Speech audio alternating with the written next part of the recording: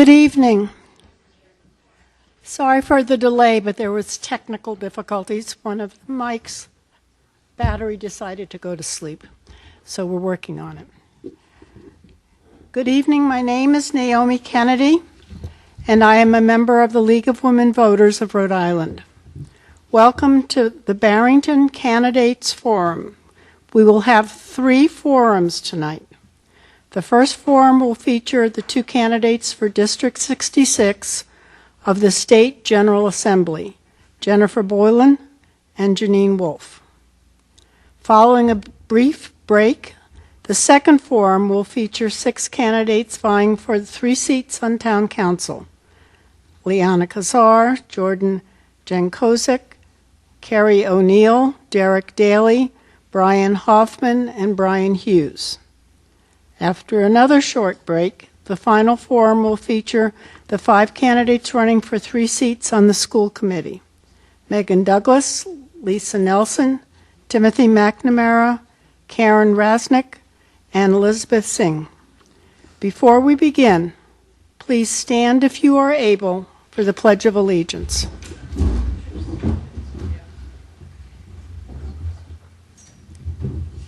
I pledge allegiance to the flag of the United States of America and to the republic for which it stands, one nation, under God, indivisible, with liberty and justice for all.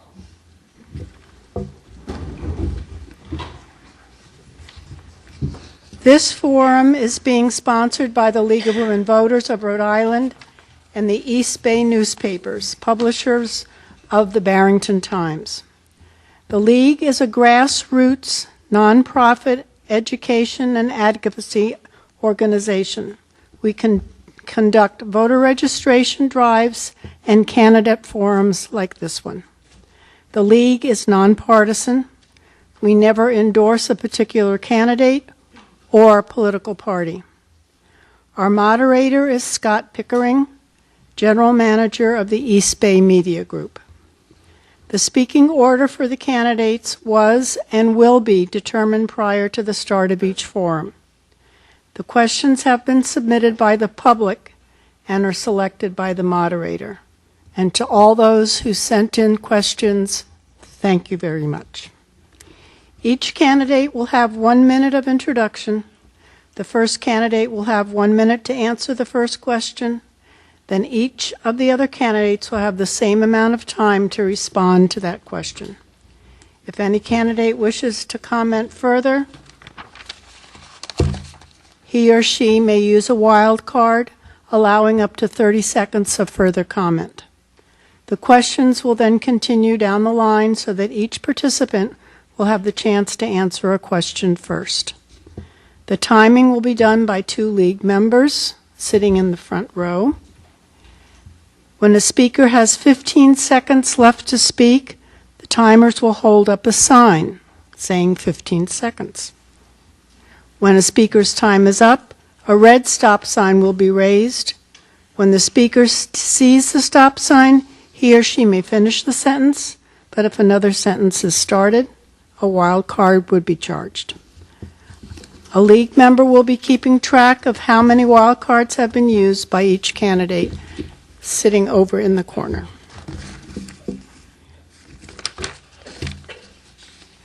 Please turn off your cell phones and hold your applause until the end of each forum.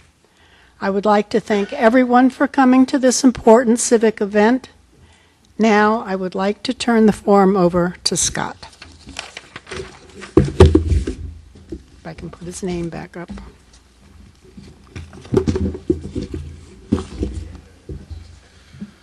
Okay, thank you. All right, welcome everybody. I will not make any big speeches at the beginning. I'll get us going. I said a couple of these comments to the candidates before we started, but I'll just repeat them here.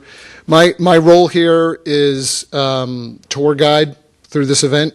It is to indicate and sort of lead you through the process when it's your turn to speak, recognize you when it's your turn.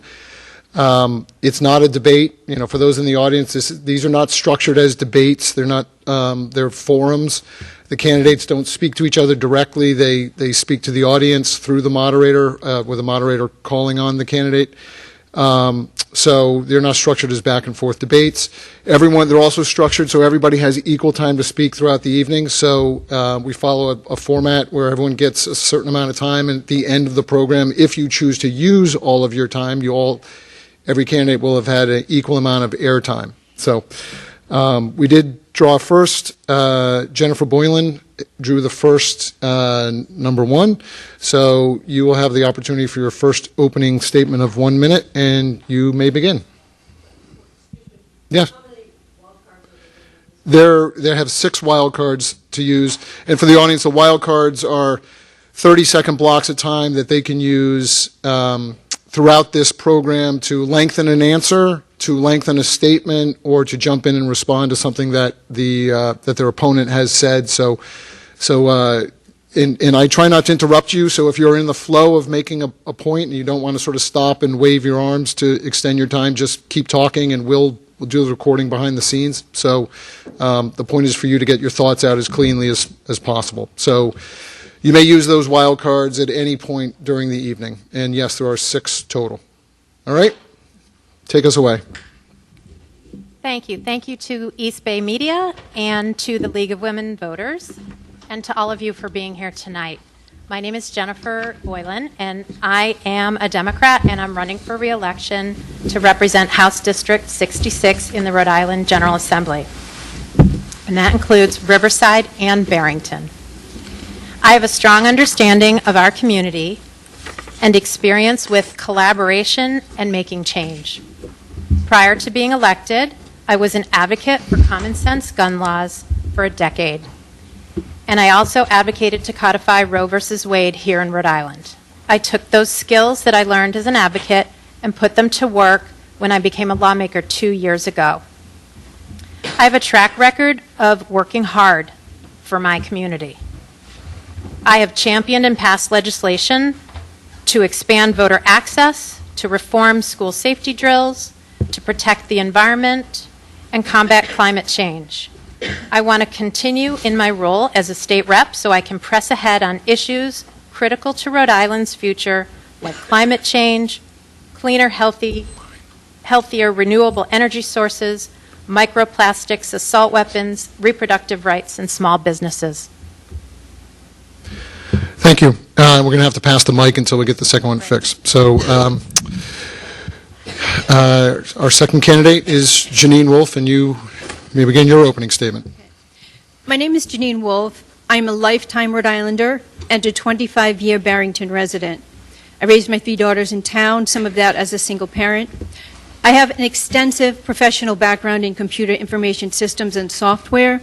I've spent the last 2 years advocating against particularly onerous policies in Barrington and decided that the root cause of the issues plaguing local communities is rooted at the state level. So I intend to bring my fight there. I am not afraid to call out bad policy when I see it, not afraid of swimming upstream. Unlike my opponent, I am not obligated to adhere to any national party positions. I am not in this race to advocate for anything but this district's citizens. My opinions are formed from living as a Rhode Islander, understanding Rhode Island's culture and people. They are not open to the persuasions of special interest groups or party bosses.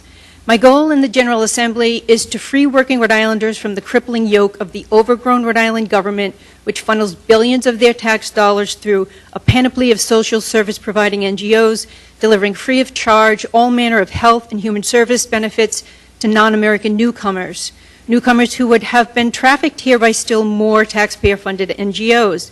Lack of oversight has created these profligate giveaways at the cost of Rhode Island's struggled working citizens. It is time to wind it back. Okay, so that was one wild card, just for the record, because you went over your minute. Do we have a pen that works? Is that pen working? Okay. So that. Okay, there you go. Excellent. All right, we're going to move on to questions. Ms. Boylan, we're going to start with you for the first question. And you'll each have a minute on this same question, and then if you wanted to respond and on this same topic, you are welcome to. Just let me know. Okay, here we go. If elected to serve in the General Assembly for the next term, what is the one bill you will work hardest to pass in the next session? Nope. Jennifer Boylan. So the bill that I'll work hardest to pass is a bill that I passed last session, but that failed to move on in the General Assembly in the Senate. And this is a crime-solving bill. I worked with folks from the crime lab, the Rhode Island Crime Lab, on this bill, as well as some experts from around the country on a bill that would require law enforcement to use a system called NIBIN, which is a National Integrated Ballistics Imaging Network, which allows fingerprinting of bullets. This is a really important crime-solving technique for crime guns and guns suspected of crimes. I passed this bill. I worked so hard on it. I introduced it my first year, didn't pass. My second year, it did pass in the House, and I feel like it's been left on the table, and it's a really important bill. I have a fantastic Senate partner on it, and I'm looking forward to actually finishing the job next session. All right, thank you. Ms. Wolf, same question.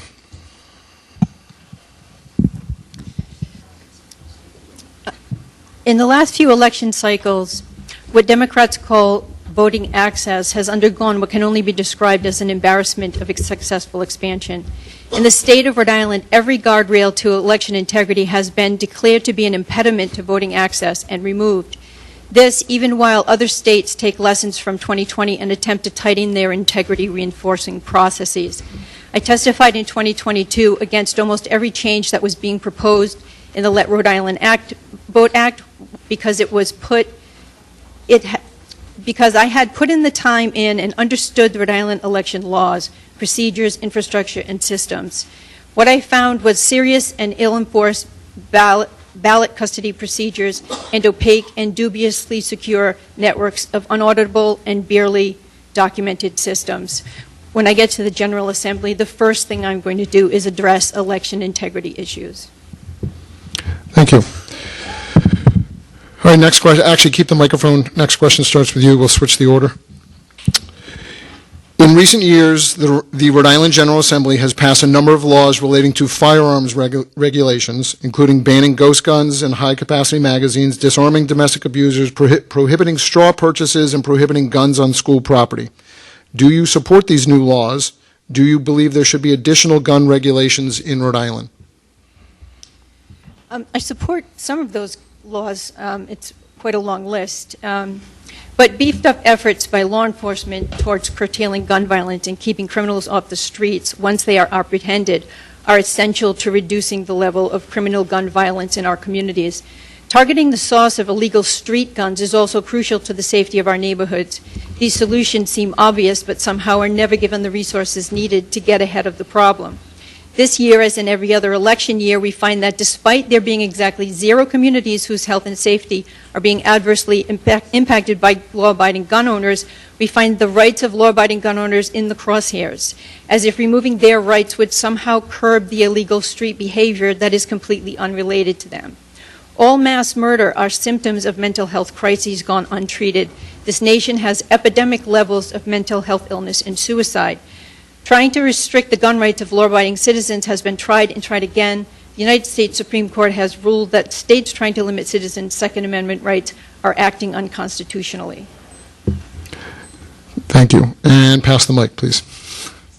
This is all about getting batteries. We need to get batteries for this microphone. If anyone has batteries in their purse or back pocket, you're welcome to. Okay. We're working on it. All right. Ms. Boylan, same question. Okay, thank you. You know, I had a front row seat to the passage of all those bills that were listed. I've been going to the State House ever since the Sandy Hook school shooting. It's really what propelled me to get involved in lawmaking and to pay such close attention to our state's gun laws as well as our nation's gun laws. We have over 40,000 deaths from guns every year. It's shameful. It doesn't have to be that way. We know that strong gun laws work, and I'm very proud of the work we've done in the General Assembly, the work that I did as an advocate to pass all those bills into law. And I was very proud to vote for the secure storage bill that we passed this year. Other countries, people in other countries suffer from mental health crises, but they don't have the problem with gun violence that we have here in our country. My priority, if reelected, will be to support and pass the assault weapons ban. It's past time. It's been in committee for going on 12 years. Thank you. Yeah, please do. You're welcome to jump back in. I just wanted to say, Ms. Boylan is in Rhode Island's General Assembly as a representative of the Democrat Party's national initiatives. Foremost of these is incremental chipping away at the constitutionally protected, unimpingible right of American citizens to arm themselves in any way that they see fit. She will relentlessly chip away at that issue until the United States, like Australia, sees the confiscation of all guns from citizens. For Ms. Boylan and her fellow activists, only the government should have guns, and that is a recipe for every governmental abuse that led to the American Revolution in the first place. Thank you. Please, you're welcome to jump back in.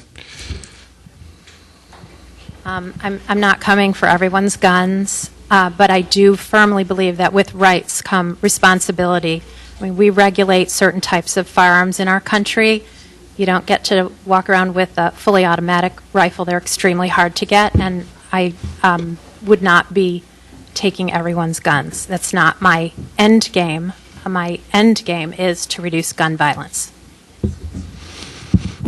Thank you. All right, we're going to move to a new topic. Oh, thank you.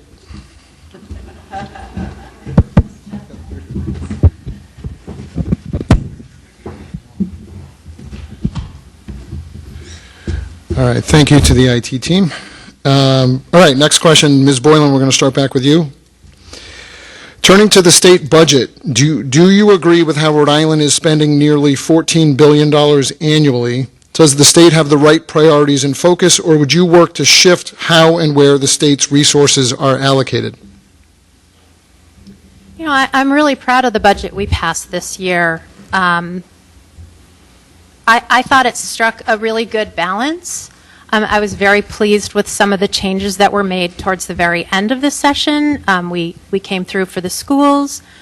We did things like making the green bond greener. We did a lot of things towards the end of the session. We worked really hard to get a good budget, and I'm proud of the direction we're going in. I think my biggest concerns with my biggest concerns with things I'd like to see different are not necessarily budgetary. My biggest concern right now is climate change, and working on that issue is my number one priority. Thank you. Ms. Wolf, same question. Sure. Do you agree with how Rhode Island is spending nearly $14 billion per year? Does the state have the right priorities in focus, or would you work to shift how and where the state's resources are allocated? The amount of money taken from each citizen's rightful earnings has never ceased increasing in Rhode Island. Think about that. With genius levels of creativity, new claims of obligation are laid on us by the legislature, by the legislative and administrative. I heard it said that housing takes the first bite out of everyone's paycheck, but that's false. Before any wage order receives a penny of their compensation, the government reaches directly in and takes an ever-increasing portion. If you compare the size of the government to 10 years ago, you might be fooled into believing that the government has not grown.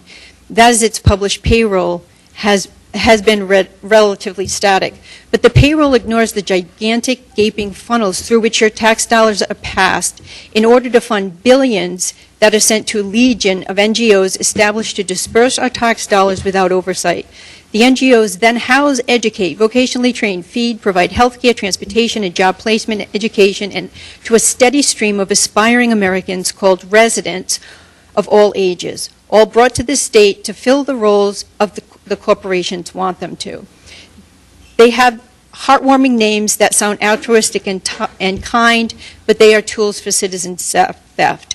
I think that the state of Rhode Island needs to get out of the business of trafficking, housing, and social service providing for people who are not the tax-paying base of the state. It's a delusion for us to think that the budget has stayed the same in the state. It has grown astronomically. Thank you. Yes, please, Ms. Boylan. So I just have a really different view of things. I believe in a strong social safety net, that people need a hand. We haven't really raised taxes of late. We have critical services that need to be paid for. Okay, thank you. New topic. Ms. Wolf, we begin with you. Should the General Assembly be doing more to address the critical shortage of primary care, mental health, and medical providers in the state? If so, what should be done?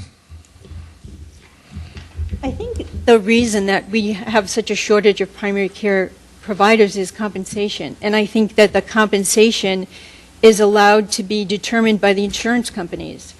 My daughter's pediatrician 20 years ago complained that they couldn't get compensated enough, and that he wouldn't even recommend his son go to medical school.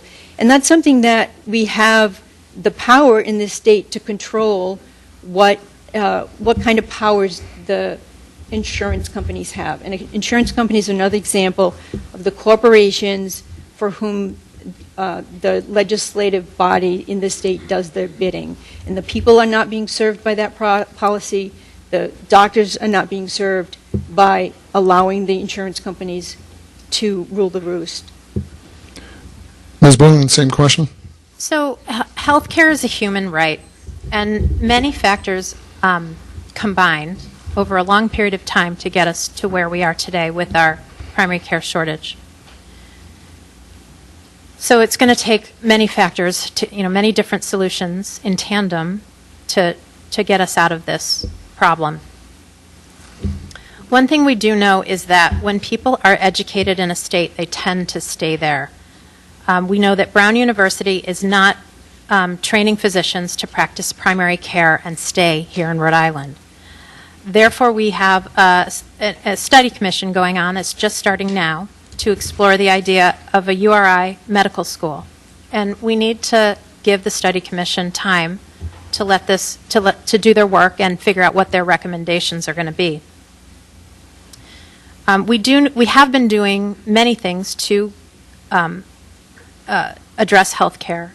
And one of the things we did this past year was budget for increasing Medicaid reimbursement rates. Okay, thank you. We'll move to a new question, beginning with Ms. Boylan. How can the General Assembly help the state be ready for climate change?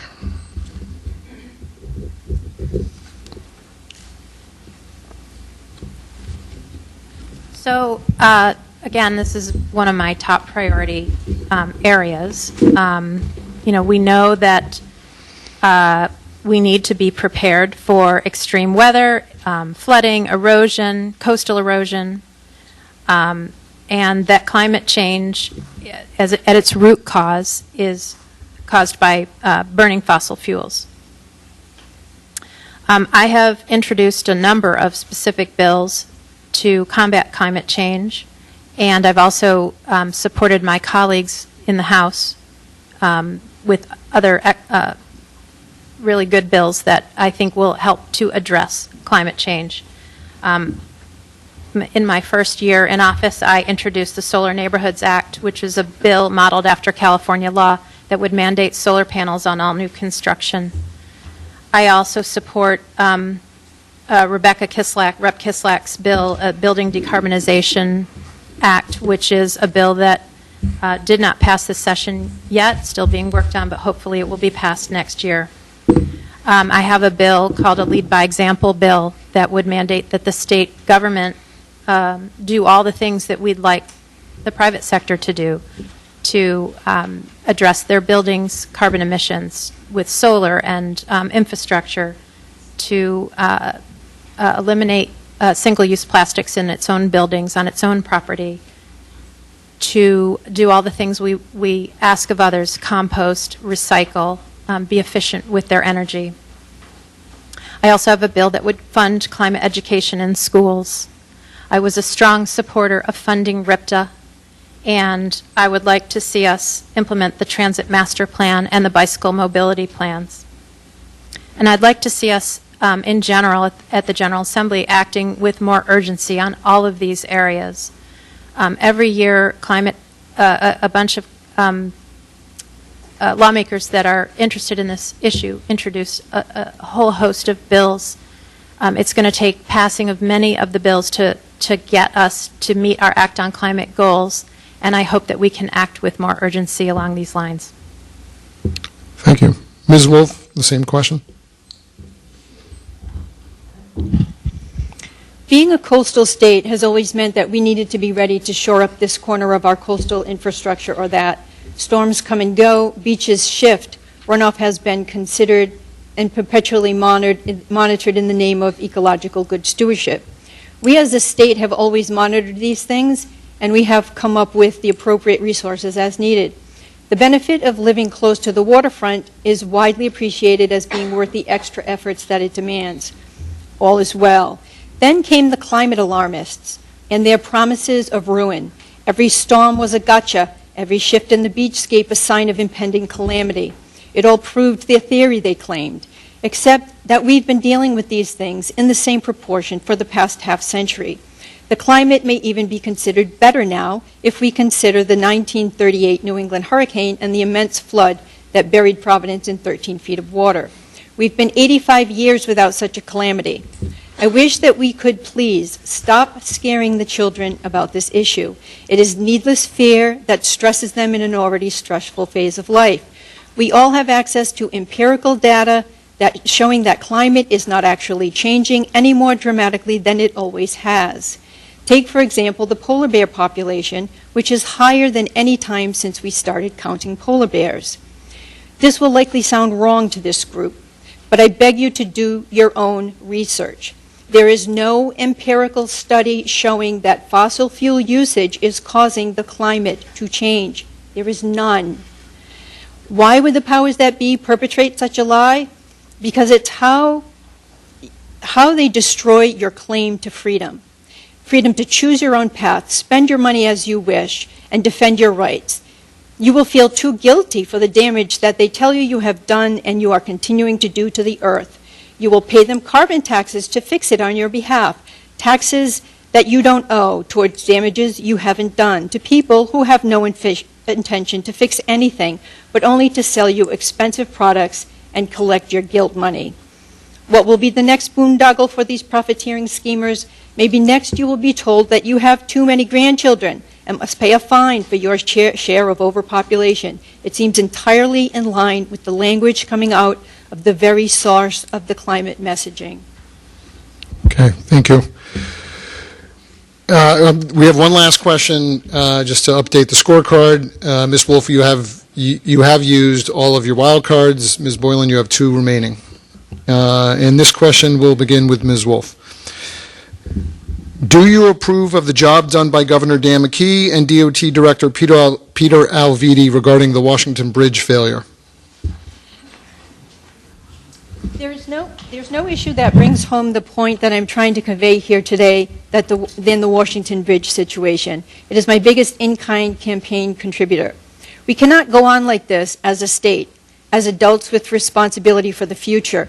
Business as usual, politics as usual is unthinkable. 9.5 months in, the demolition appears to be at about 7 to 8%. Work is stopped. One of the at-fault fraudulent contractors was hired for the job, which was halted because they have to preserve evidence. It's right out of a stand-up routine. News today was that the state was looking to add the job to the already in-process 13 bridge contract with Skanska. That contract itself was awarded without competitive bidding.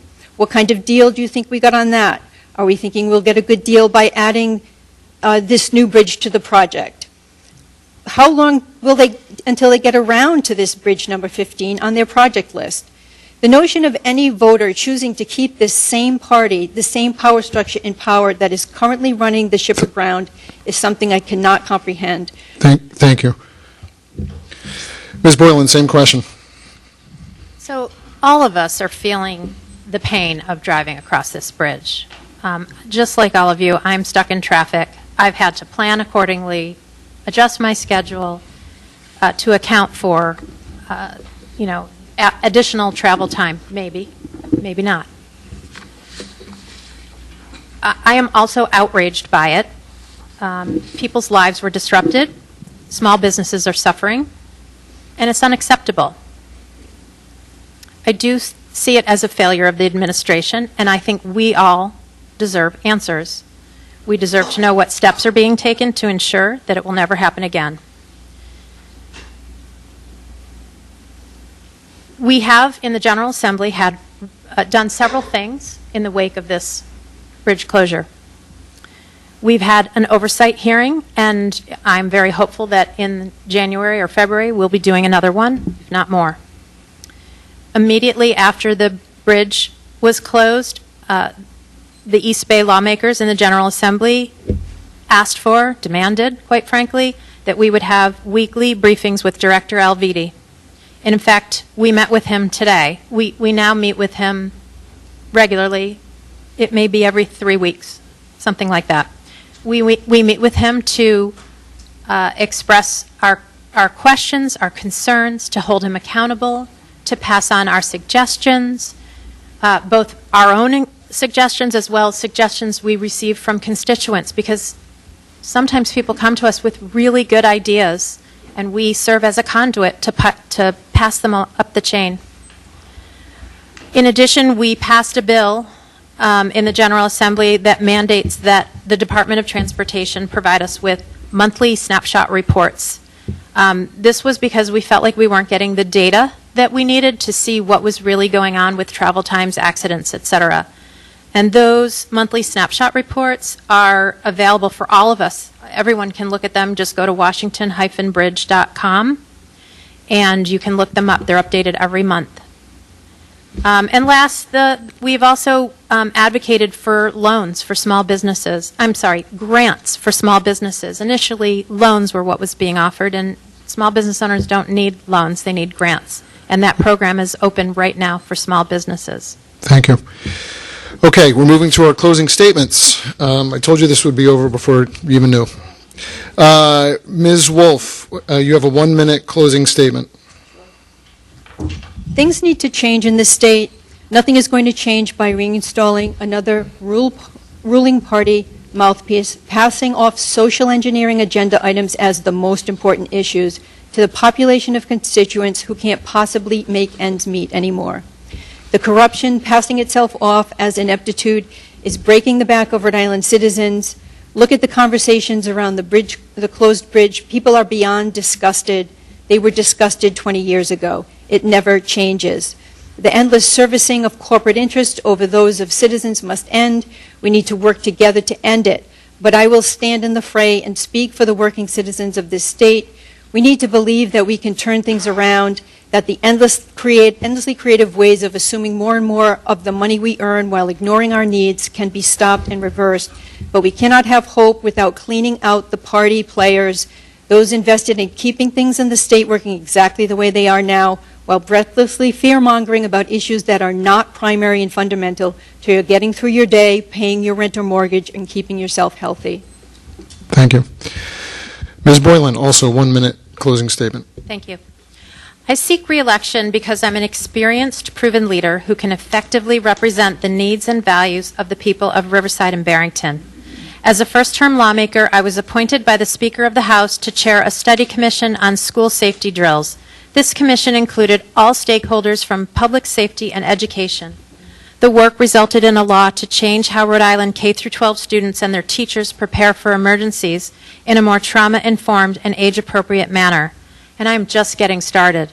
In my first term in office, I've championed and helped pass a wide range of bills into law, from a bill that gives 17-year-olds the right to vote in a primary election as long as they are 18 by the general, to modernizing our alcoholism statutes, to environmental protections, to economic development and business tax reduction. In 2025, I hope to continue to serve constituents who need help navigating our government systems and serve the greater good by improving our laws and our state government. To the voters of Riverside and Barrington, I ask for your votes. Please send me back to the Rhode Island General Assembly in November. Thank you. Thank you, and thank you both.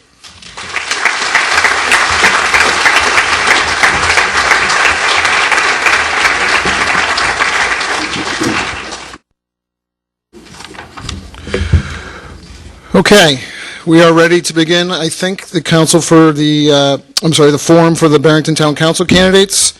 I'll just explain a little bit. The format, I threw a little curveball at them 2 minutes ago, just slight change to our format, but not a big deal. They're all going to have 1 minute opening statements. They're all going to have 1 minute closing statements.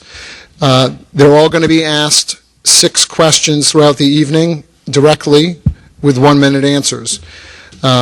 Instead of asking a question and going all the way down the row of 6 people to answer the same question, we're going to do it in groups of 3.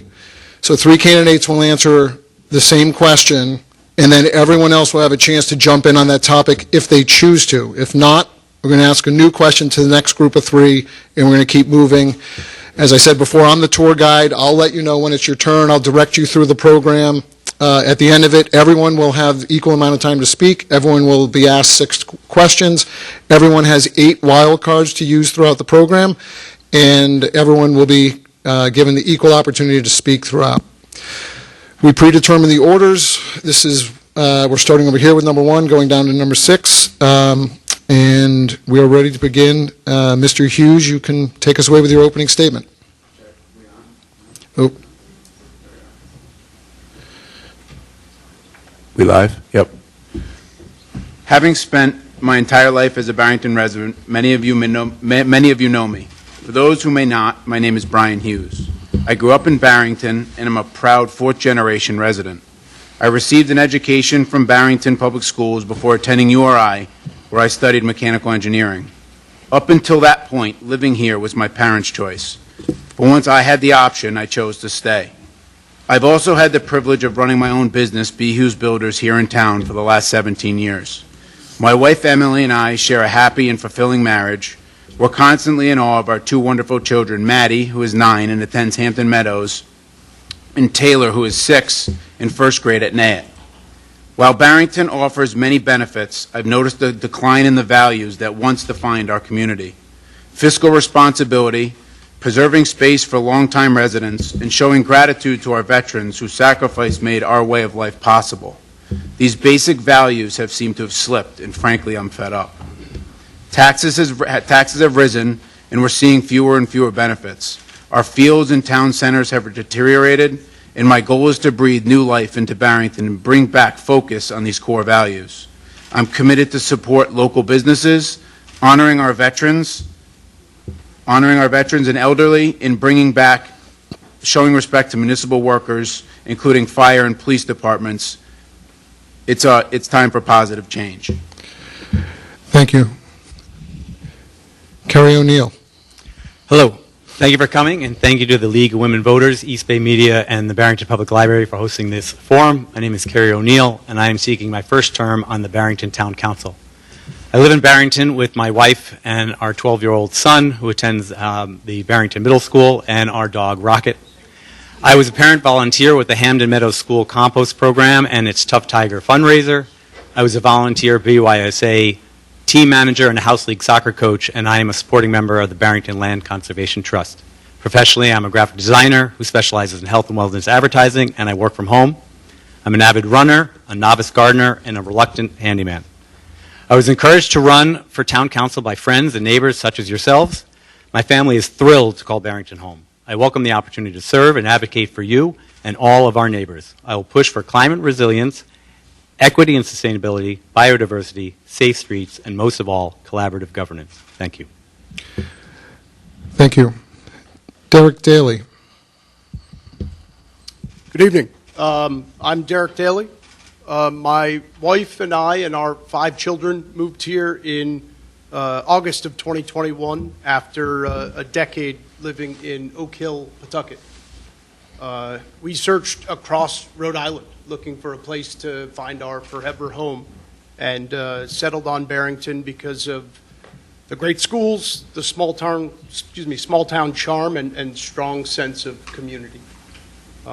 Despite enduring a 4-month renovation of our house that took a year and is still not quite done, we're thrilled to be a part of this incredible town.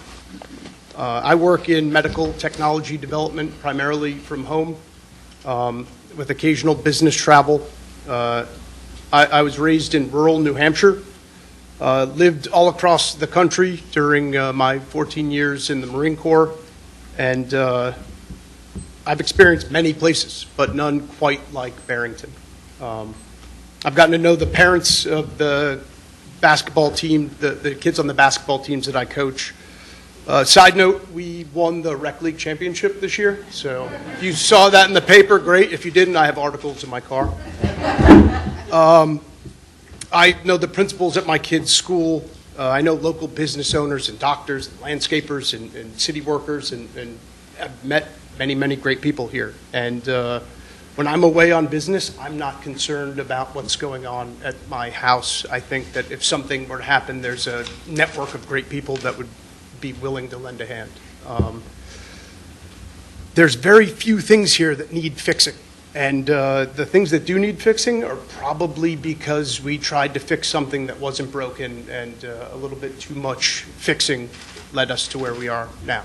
So my role here is to, and I'm running over time, this is going longer than I intended, ensure the government's singular focus is on the citizens and taxpayers, practice fiscal responsibility, support those who built this community, veterans and senior citizens, and preserve our small town ethos and emergency preparedness. Thank you. Jordan Jancosek. Hello, my name is Jordan Jancosek, and I'm really excited to be running for Barrington Town Council. I moved to Barrington in May 2020 with my husband and dog to be closer to my job in Providence. We welcomed our daughter in 2021 and have since really experienced everything this community has to offer. My daughter is a regular at the library and a fixture at the town beach, no matter the weather. We have a family membership at the YMCA, which we enjoy open swim and youth basketball. We've also recently started Mini Kickers, which is an adventure, as I'm sure many of you know, and has been a great way to meet more of my neighbors. Being active in this community and seeing how engaged it is firsthand is what prompted me to run for town council.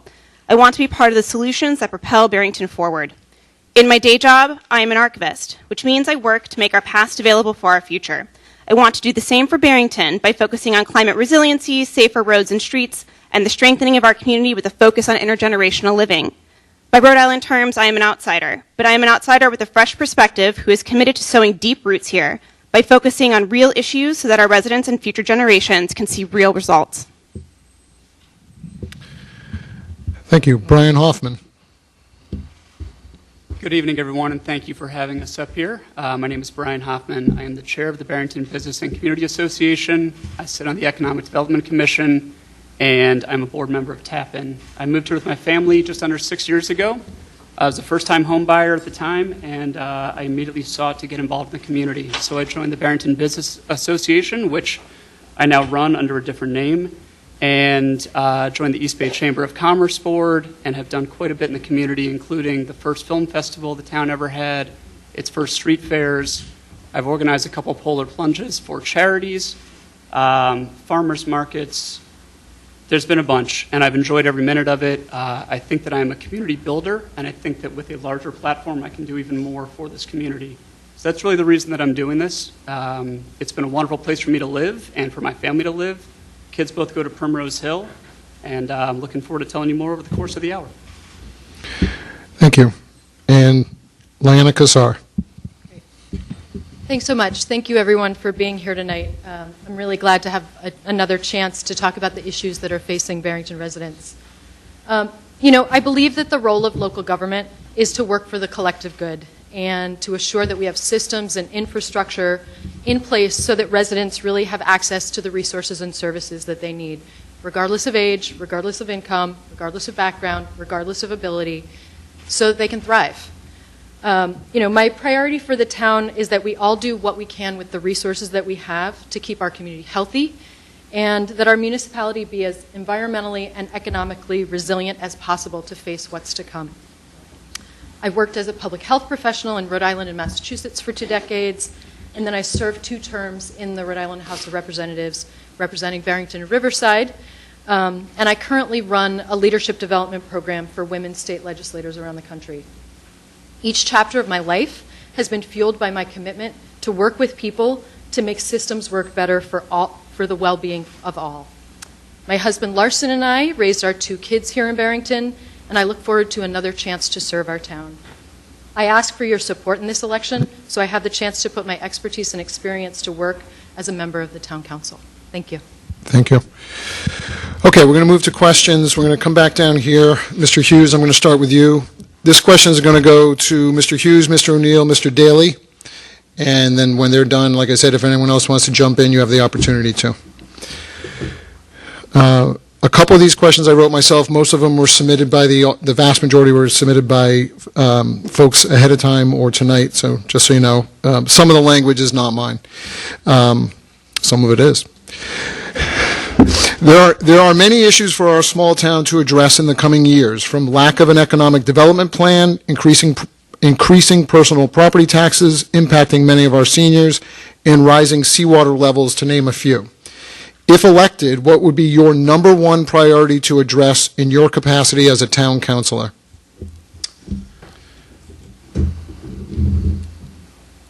There's a lot to tackle here. I think my number 1 thing is first, I come from a small business, right? And, in a small business, you have to watch every dollar. And I think the issue with the town right now is we're overspending. From the consultant fees to the signs that we put up, it's just overspending everywhere we look. And I just feel like the dollars aren't going in the right place. And from somebody from small business, I'm looking at this and I see, I just want to kind of nurture the town that I grew up in. And it's just not, it's not kind of moving in the direction that I thought. So I'm here, and that's the best I can do. Mr. O'Neill, same question. Top priority. My top priority immediately would be increasing climate resilience. Our town is already moving forward with the Build a Resilient Barrington plan, and the town council will be passing that this fall. But I feel that we should be pushing even more. And so anything I can do on the town council to increase our efforts regarding sea level rise and climate change, I'd be pushing for. I'd be pushing for more solar in town. I'd be looking for better stormwater management from flooding. That would definitely be my top priority. One of the things I'd like to implement would be a resiliency report where every month one of us from the town council would come to the town council meeting and share what we have done, what we are doing, and what needs to be done in the next month. Thank you. Thank you. Mr. Daley, same question. Yes, so I think the top priority and the first priority is emergency preparedness. I think that there's storms that are affecting all of us. If we just look at the news today, we see that. So it's essentially maybe coming at it from a different angle of some of my friends here. I would say that evaluate, update, and promulgate the emergency preparedness plan. Look at what's there, evaluate, actually test it. When was the last time that we saw a bunch of firefighters and police and people with sandbags out testing this plan? I haven't seen it since I've been here. Maybe I missed it, but evaluate the plan, run through it and see what it's like under real stress and chaos, and update the plan from there. And then promulgate the plan to our residents and have them know where to go, what to do, and if your next door neighbor is someone who might need help, know that your job might be to go check on them and sort of let the community know what they should be doing to help one another. Yes, Ms. Jancosek, please. This is a wild card. So I just want to echo everything that Mr. O'Neill said about climate resiliency. I think it's one of the biggest issues facing Barrington, and it would be one of my top priorities. The other is safer streets. I agree. I think we spend too much money. Sidewalks are expensive, so how do you fund them? You advocate up and down the state with your state and federal elected officials, and that is how you get those big ticket items here in Barrington. I was canvassing over in the Massasoit area the other day, and everyone I talked to needed sidewalks. I think it is a vital part of our community, and we need to do better there. Thank you. That was a very efficient 30-second answer. So yeah, keep in mind these are 30-second blocks, so you're going to be a little quicker. Mr. Hoffman. Probably won't come as a shock since I run the business association that I want to see the businesses grow and thrive here. I think we need to become more business friendly in the town. It will help increase our tax revenues. And I would love to see, what I have loved to see is the restaurants have been growing organically. We've really seen some beautiful places come in recently. I want to add an arts community. We don't have any art galleries. We don't have a performing arts center in the East Bay. These are all things that bring people to our town, and the events that I've done in the town I've tried to do that. So the more people we can bring in to see this beautiful town, the better. Thank you. You're choosing? Yeah, so you don't have to, but you'd be the only one who didn't. Right, so, no pressure, huh? So go right ahead, Ms. Cassar. All right, but I'm going to do it a little bit differently because narrowing down to one priority is a little bit ridiculous. There's so many important issues. So I think of them as short-term, mid-range, and long-term. And in the short term, we need to engage more people in town government. We are constantly asking for people to serve on boards and commissions, and we need to make it good, easy, fun. The second is midterm emergency preparedness. Absolutely agree. We're looking at storms around the country. It's only a matter of time till it's our turn, and we need to be prepared. We can see what needs to be done. We need to do it. It goes hand in hand with our climate resilience. And the long term is about affordability. The people in our town, we lose people when they leave high school because they can't afford to stay in town unless they're living with their parents, and then we lose people as they age. When you are a resident of Barrington, when you get older, 65, 75 and older, your likelihood of living in Barrington in poverty raises almost threefold, and that is astonishing. We need to work on that, make our town more affordable.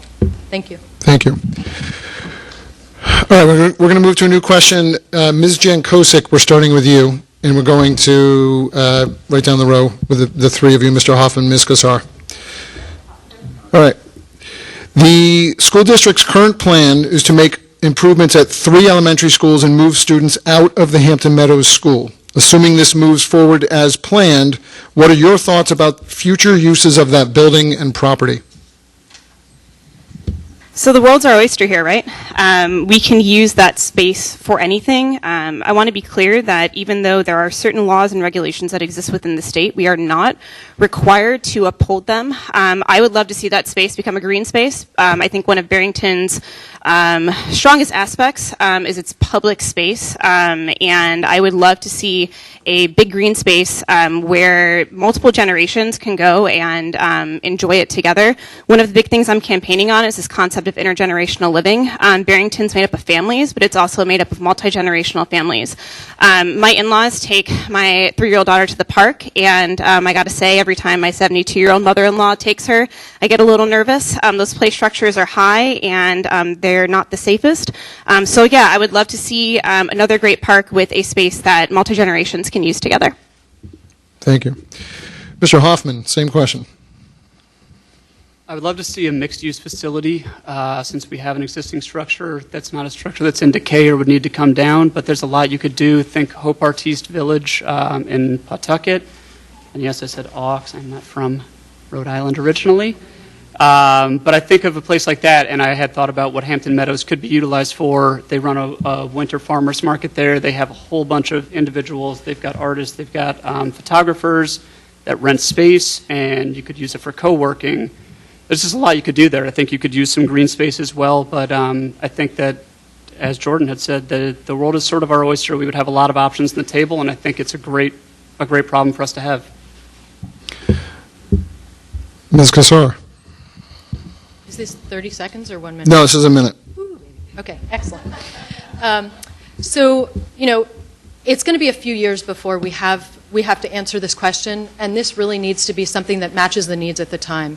So, before we look at any other uses, we need to figure out, does the school district need additional space for administration? Do there need to be changes? Is there professional development space? And once the school district decides that it isn't going to use that space, then it comes to the town, and the town can figure out if there's a need for additional administrative space, if there's a need for programmatic space. So until we get through those ideas, then we can turn to the general public and say, what do we need at this point in time? This may be 5 years down the road. This may be 8 years down the road. I love all the ideas that have been floated right now. But when it comes time to decide, that's when we turn to the residents of Barrington and see, what do we want to do with this asset? Thank you. All right, anyone else want to? Yes, Mr. O'Neill, 30 seconds. I certainly agree with Ms. Cassar about when the time comes, we'll definitely have to reevaluate the question. But just one concept that I have been thinking about is that our town relies a lot on property taxes for our revenues. So perhaps finding a way to get some revenue out of that building, such as maybe we create a proper gymnasium in there that we could rent out for sporting events, or perhaps an auditorium for some of the theater that Mr. Hoffman may have mentioned. So things like that where we can get some increased revenue would be a good idea. Thank you. All right, new question. Actually, Mr. O'Neill, we're coming around. We're starting with you for this one. It'll go O'Neill, Daley, Jancosek. Great. We're skipping you, but don't worry, we're coming back. I got it. Look, it's color coded. It's like the greatest thing I've ever created. I'm really proud of it. All right, next question, Mr. O'Neill. Barrington is facing the largest tax increase in recent history. Over the next 5 years, taxes could increase dramatically due to the school bond and all-time spending highs. What will you do to try to minimize the impact to taxpayers? That is a tough question. And I don't really have a great answer for that, but I have a concept of an answer.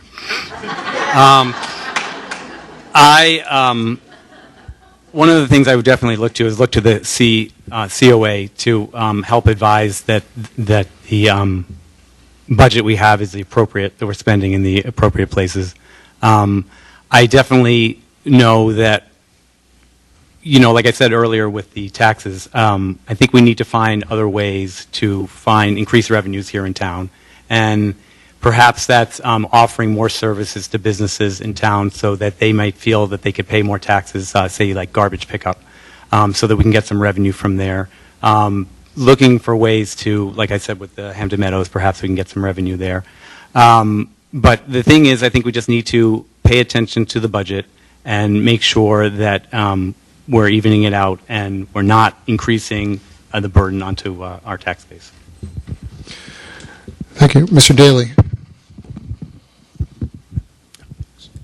Thanks. So the first thing that I think about with giant projects like this is scope creep. Every one of these projects that happens in the business world, it goes on longer than it was scheduled for, and it costs more than it was intended to. When it comes to the government, it's 10 to a million X as inefficient. So the thing that I would seek to do is to say no to stuff. We want to add this.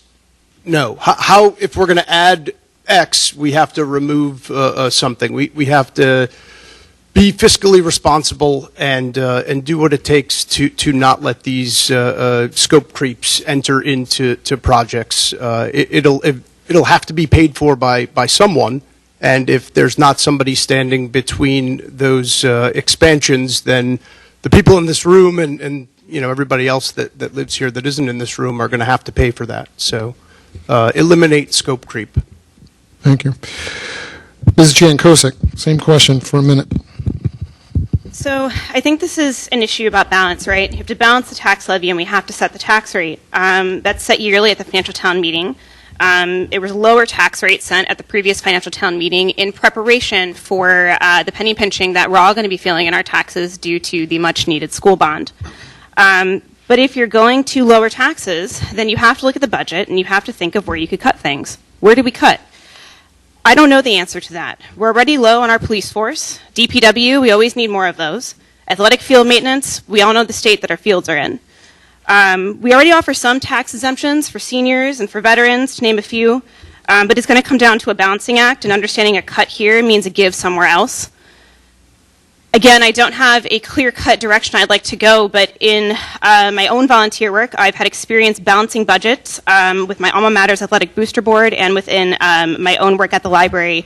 It's not easy work, and it's going to take patience and commitment, and it's going to take collaboration across the board, both between whoever is elected to the town council and also with the school committee. Thank you. Anyone else on this? Yeah, Mr. Hughes? Oh, did you? Yeah, yes. No, go right ahead. Ms. Cassar, go ahead.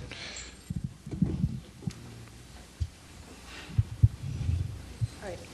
So, working on the budget at the state level taught me that, tax increases are a single data point. There's a whole lot more that goes into this. So we need to understand what's the reason for that cost increase at the municipal level. And the reality is that we have inflation, there's maintenance of our existing infrastructure, there's modernization of our infrastructure, there's emergencies. We talked about emergency preparedness. Emergency preparedness is an economic strategy to keep taxes a little bit lower, right? If you prepare for the issues, if you plan, then you don't have these big sudden expenditures.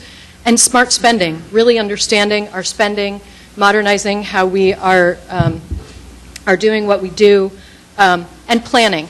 We need some strategic planning. We've got some the Ready and Resilience, Barrington, but we need to make a plan, a strategic plan, so that we know where we're headed, what our priorities are, and then we need to face reality, because costs have not dropped over my lifetime, right?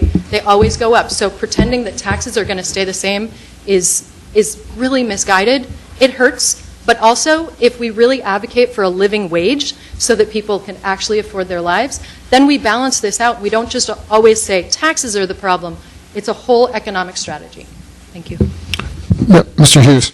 I think we also need to try to find a way to come up with some type of commercial tax basis. I mean, Barrington right now has a 3% commercial tax basis, which means a majority of our expenses, or a majority of our, our tax bill falls on the residents.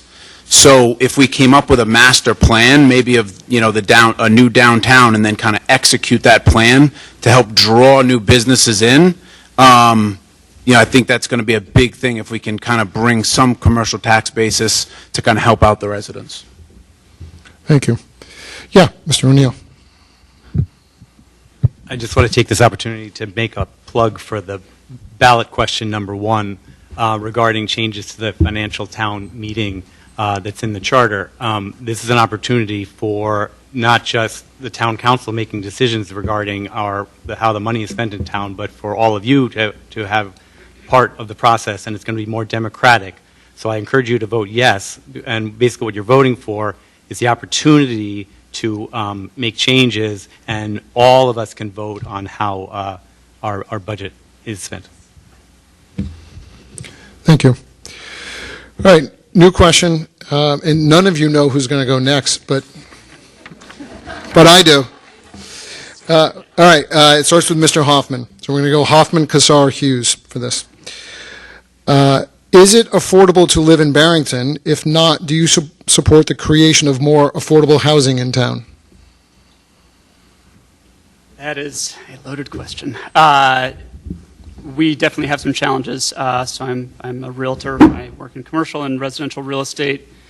We need more affordable housing. There's no doubt about it. It's a matter of how we create it. Belton Court, I'm sure, will come up. I've got a lot of thoughts on the topic. Right now, they're talking about building 344 units.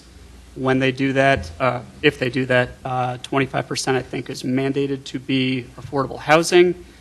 That is an awful lot. Last year there was only 227 houses sold in Barrington, which is way down from normal. Usually you're in the high 300s.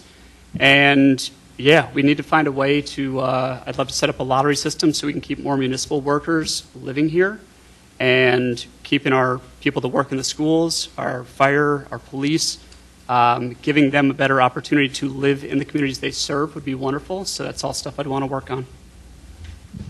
Thank you. Ms. Cassar. Can you repeat the question? Sure. Is it affordable to live in Barrington? If not, do you support the creation of more affordable housing in town? Thanks. So for a lot of people, it isn't affordable. You know, the reality is that the poverty rate in Barrington is 4.6%, which is really pretty low for Rhode Island. But then 11.6% of Barrington residents over 65 live in poverty. That is the significant problem. But to add to that, I thought I had a minute. She does have a minute. Okay. Yep. Whew. Okay. You now have a minute 10. Thank you. Woo! Okay, but I will fill it well. So, but the reality is that at least 24% of renters and owners in every community in Rhode Island are cost burdened. And what cost burden means is they're forced to choose between paying for housing and paying for their other basic needs. That is significant. That means basically a quarter of the people in this town. So yes, my answer to that question is, Barrington is not affordable for at least a quarter of people. And that doesn't even count when people have a medical emergency, financial crisis, or lose a job. So we really need to think about affordability here. So yes, we need affordable housing. We need to figure out how to make it work. We can use our existing housing stock. We can really start to understand how other communities do this. We are a tiny little town. We don't have a lot of open space or buildings to refurbish, but we need to figure it out so that our young people and our elders don't have to leave town and leave their communities. Thank you. Mr. Hughes, a minute on the same question. I think the biggest thing that Barrington faces is forcing our elders out, right? Our elderly population it's not possible for them to retire here. And so you have that, big goal of where they want to force them into, smaller developments and all that. But I would say most of our elder population want to retire in the homes that they built in the neighborhoods they helped create. And that's probably one of my biggest things that I'm going for. And it's allowing our elderly population to retire in the house and coming up with different tax breaks to do that. Which is why I really go back to my master plan of attacking the commercial tax base. I think if we can find money there, it's going to help everybody live more affordably. I mean, right now, Barrington has a 20 cent per thousand tax rate. So, I mean, we're one of the highest in the state. If you look at communities that are equivalent to us, East Greenwich, they have a 13% commercial tax basis. And that just relates to, kind of converts over to millions and millions and millions of dollars at the end of the day. So, thank you. Yes, Mr. O'Neill. 30 seconds on this topic. Sure. If you can afford to live in your home, then you live in affordable housing. A lot of people in this town are currently overextended, as Ms. Cassar has mentioned. Most people are spending beyond their means on housing. So we, as a town council, need to do something to make that number go down. Thank you. Mr. Daley, 30 seconds also. So I have 5 children, so there is nowhere that's affordable for me. But I would say the group that is the sort of biggest concern here are seniors. I've seen projections of a 37% tax increase, and most seniors are on a stable income. Their income's not growing, but the taxes are growing substantially. So I agree with Mr. Hoffman that we have to find some way to give them relief from the ever-growing burden when their income is stable. And that'd be among my many top priorities to start. Thank you. Yes, please, Ms. Jancosek. 30 seconds. I want to echo what's been said about seniors. I have a lot of seniors that live in my neighborhood, and echoing both what Mr. Hoffman and Mr. Hughes said, I've talked to 50% who would love to stay in their homes, and I've talked to 50% who would love to downsize. And I think we need to make both of those options available for our seniors. I agree with Mr. Hoffman that we need to do a better job of making sure our firefighters and police officers and teachers can stay here in town, but it's also going to be a balancing act. You want to make sure you're not overcrowding the schools.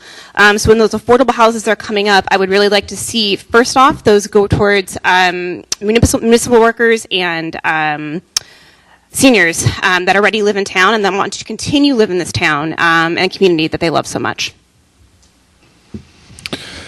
Thank you. You could take off that last one.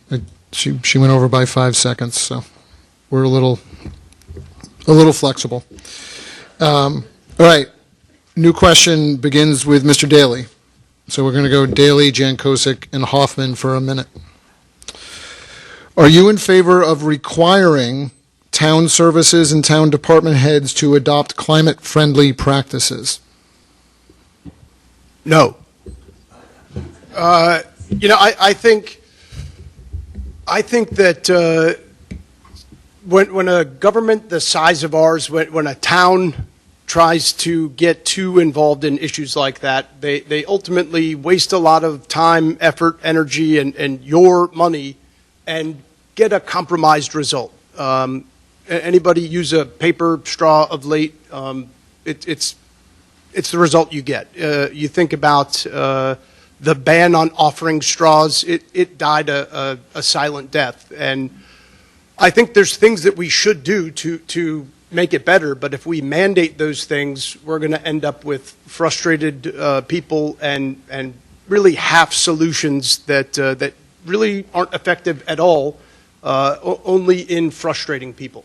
So if we can be ready, if we can spend that time, effort, and energy on emergency preparedness, when a giant storm comes, we'll be ready for it, and I think we'll all be happier than the straw thing or some other equivalent.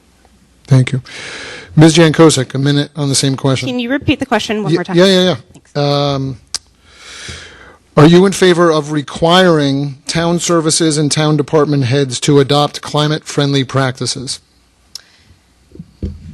Yes. I'm going to respectfully disagree here, Mr. Daley. But yes, I am. I have not been silent that I think climate resiliency is the biggest issue facing Barrington and the thing that we need to be the most focused on. But when I think about our town departments, being climate or green friendly, I think about our police fleet. I think about not just electric cars, but maybe hybrid cars. I think about our school buses. There's a bunch of communities up in Massachusetts that have switched over to totally EV vehicles. I think things like that would be sort of a low ask for our town departments, and I don't think we'd even have to spend your money or our own money in the town. There's grants. There's state grants. There's federal grants. There's money out there that we can be utilizing that we're not utilizing now. So then we're not asking our taxpayers to spend more money than they already are. Mr. Hoffman, a minute. I'm not sure if I see why you would need to mandate something like that when it should just be common sense that we do it and do it efficiently. We have some great boards and commissions. I don't know that they're always given the voice that they are signing up when they're volunteers. Our Resilience Energy Commission does a lot of great work, and I think by listening more to them, you're not going to be forcing a mandate on town employees. So I feel like my answer was kind of in between the two of them. That's not really, but that's really where I land. I don't think that it needs to be mandated. I just think that we do need to do a better job of it. But we've got people, I sit on the Economic Development Commission, as I mentioned, and I will speak only for myself and that commission. We have often felt like the work that we put in as volunteers is not being listened to, and that we sometimes wonder why we are devoting our time. And I think that we need to do a better job in this town of recognizing the people that do work hard for making the place better. Ms. Cassar, you want to jump in? So 30 seconds. Okay, thank you. My answer is yes. We have we need to reverse a long history of climate unfriendly and dirty energy impacts, and we only get what we plan for, and what I'd like is a future that is climate friendly.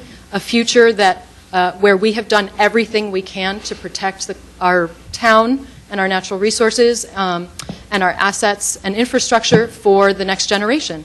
I think it's irresponsible not to have evidence-based policies, and yes, absolutely, it would be great if we require climate-friendly practices. Thank you. Okay, we're going to move to a new question. Just for the, I'm sorry, you want to jump in, Mr. O'Neill? Sorry. I have to just go on record as being an absolute yes on that. It should have been yes since the year I was born. Every year, government has been saying no to doing some of these climate resilient practices, and unfortunately, the only way to get some of these things done is to have to mandate them and make them happen. So we're already too late. We need to make sure this happens now. Thank you. All right, just to give a roadmap, we have 3 more questions. Sorry, yes, 3 more questions. And so just take a glance at your wild card, see how many you have left that you want to distribute. So, Ms. Cassar, you're down to only 2 left, and everyone else has quite a few. Next question, Ms. Cassar, begins with you. And we'll go Cassar, Hughes, O'Neill. There are 2 major initiatives to create artificial turf field complexes in Barrington, one at Barrington High School, which is combined with the renovation of the track, the other at Barrington Middle School to create more durable field options for youth programs. Do you support or object to either of these plans, and do you support the use of artificial turf as a solution to the field problems for youth and school sports teams? Well, that's a fun one. Thanks.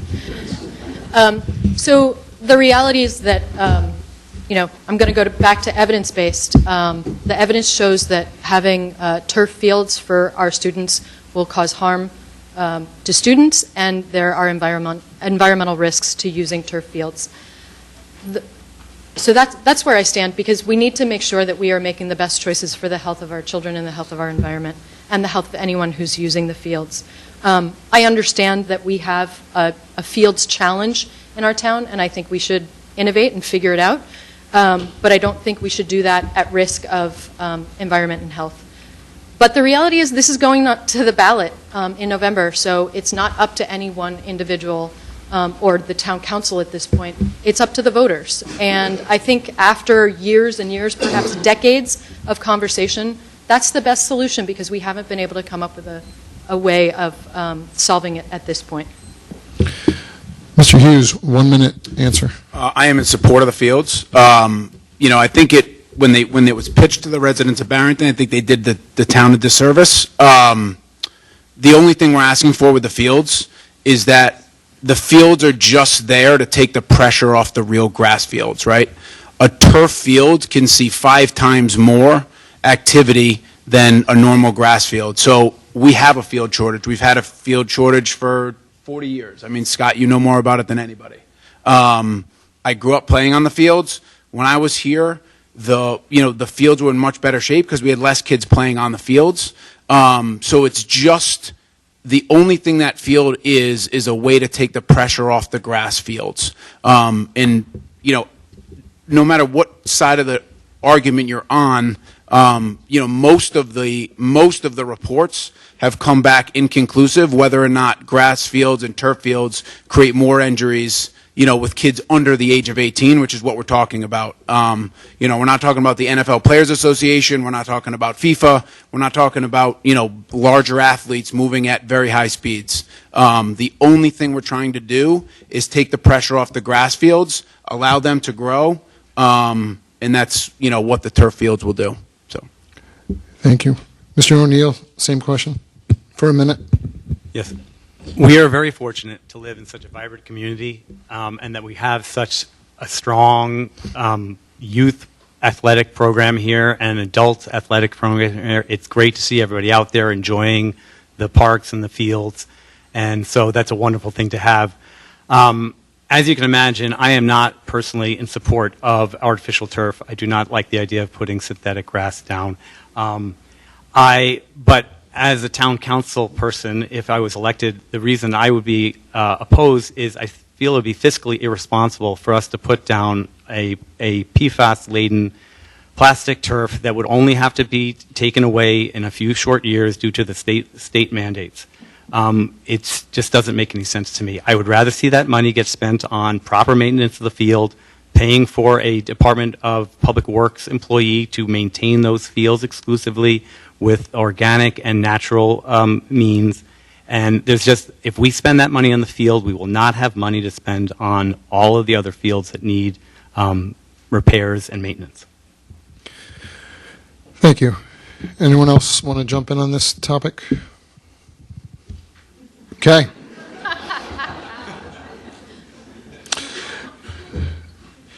All right, new question. This goes to Jancosek, Hoffman, and Cassar. No, we're going to a new question. I don't know. I'm not sure what you mean by twice. No, it's not the last question. Yes. You can go first either once or twice. The question is, what would you do as town councilor to impact the business sector in Barrington? You probably wish you got to go first.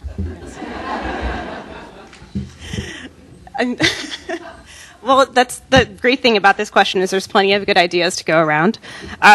You know, we live in a town that is wonderful, and I love living here, but unfortunately the planning that was done 50, 60 years ago is not conducive to a walkable town like we have in Bristol and Warren. Something like that would take a lot of money, and I would love to see that maybe in a strategic plan.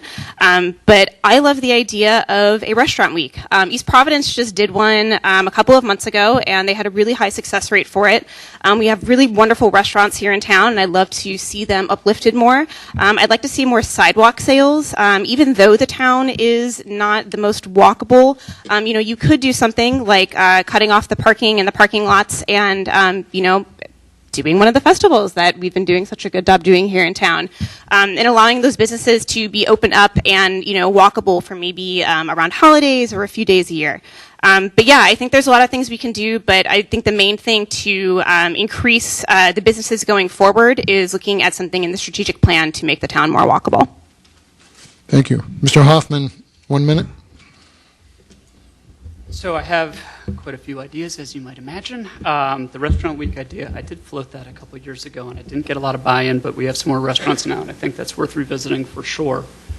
I assume it'll be coming up, but Belton Court has been my biggest thing since I moved a few houses down from it almost 6 years ago.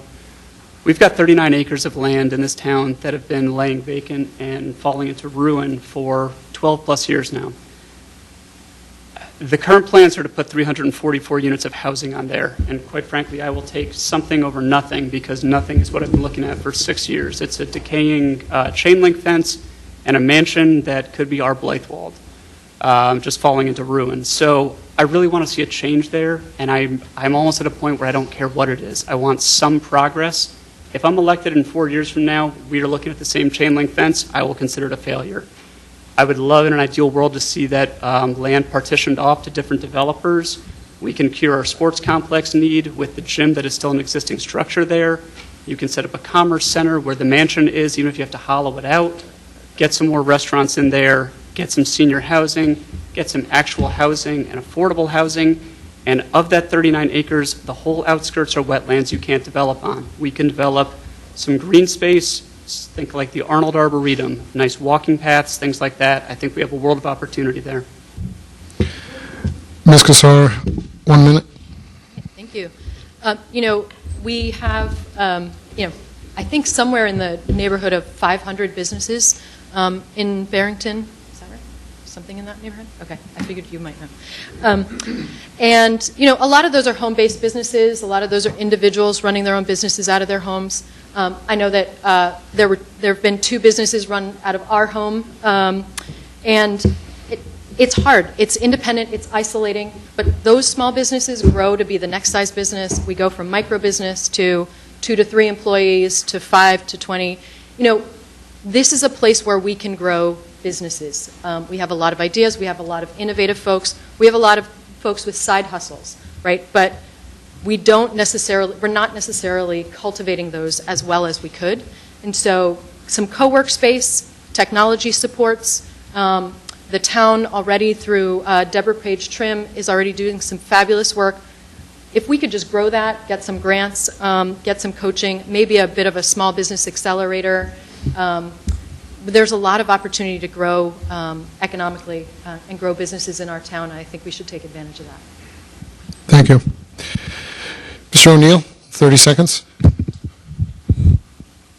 In Barrington, we have a lot of volunteerism. A lot of people give their time to the various organizations and charities and nonprofits here in town, as well as on the boards and commissions that we have here. And that is a wonderful thing about our town, that so many people want to get involved. And so I've been running on collaborative governance, and one of the things I mean by that is listening to those boards and those commissions. Mr. Hoffman alluded to this or mentioned it directly earlier, that some of these commissions are not necessarily being listened to. So one of the things I would like to see happen is if the Economic Development Commission, or any business for that matter, comes to Town Council with an idea or proposal to better serve local businesses, to promote Barrington as a business-friendly community, we should embrace that idea and examine how we can implement it. Thank you. All right, well, next question moves down to Mr. Hughes. Hughes, O'Neill, Daley. And Mr. Hoffman, you've been talking about this all night, but yes, there is a question about Belton Court. What would you like to see happen at Belton Court?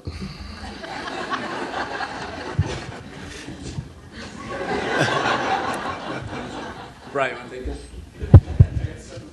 Right, exactly. So I think Bryan hit the nail on the head with Belton Court, right? It has so much potential. Again, I see Longplex out in Tiverton, and all these sports facilities that they built all over the state. And I think Belton Court would be amazing with, a little food center there with some senior housing. You have the green space that surrounds it. I think Bryan hit the nail on the head with that. I've always, ever since the Felly was up there and they were selling candy, you walked up there and you see these big, beautiful buildings, and it's just, now it's in a state of disrepair. I think if we made the right plan, it could truly be great. I think we just need to make sure that we do that. I've seen a lot of things in town where, the plan is okay, but we don't take that extra step. So if we saw an architect with some vision and then we work towards that master plan, I think you could have something really incredible up there. Mr. O'Neill, a minute for the same question. I would like to remind everybody that Belton Court, as magnificent as it may be, is currently in private hands, and the town, there's very little that we can do. The plan that has been currently put forth to the planning board is very similar to what has been described by the gentleman here on the stage.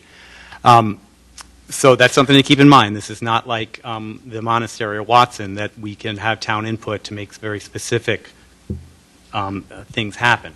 However, by maintaining a healthy relationship with Shine Harmony, if on town council, we can maintain that relationship and push for proper things like proper storm water drainage at that site, for proper sidewalks. We just need to maintain a healthy dialogue with them when whatever plan they decide to do with that property, we need to push for the proper amenities. And if we can get some of the things that these gentlemen have mentioned, that'd be wonderful.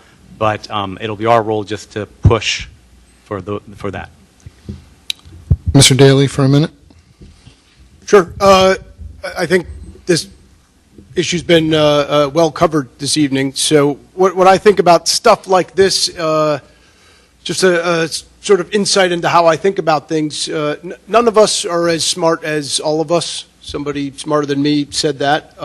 This is a great opportunity to sort of crowdsource some thoughts from the community. What do our folks think? We could get a committee together of volunteers and ask the community and put parameters there. We're looking to increase our commercial and residential tax base. We have lots of challenges, as we've been discussing today, So, maybe it's a longplex, maybe it's residential, mixed residential use, there's a food court, whatever. I think there's lots and lots of smart people here that have better ideas than the six of us. So if we figure out what the best one is, that's what I'd want to use.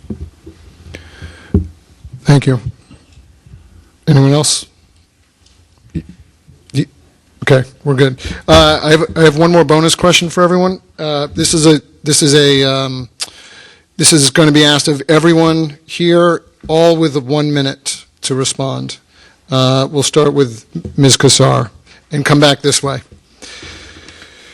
Is there anything you would like to talk about that we have not talked about so far tonight? Okay.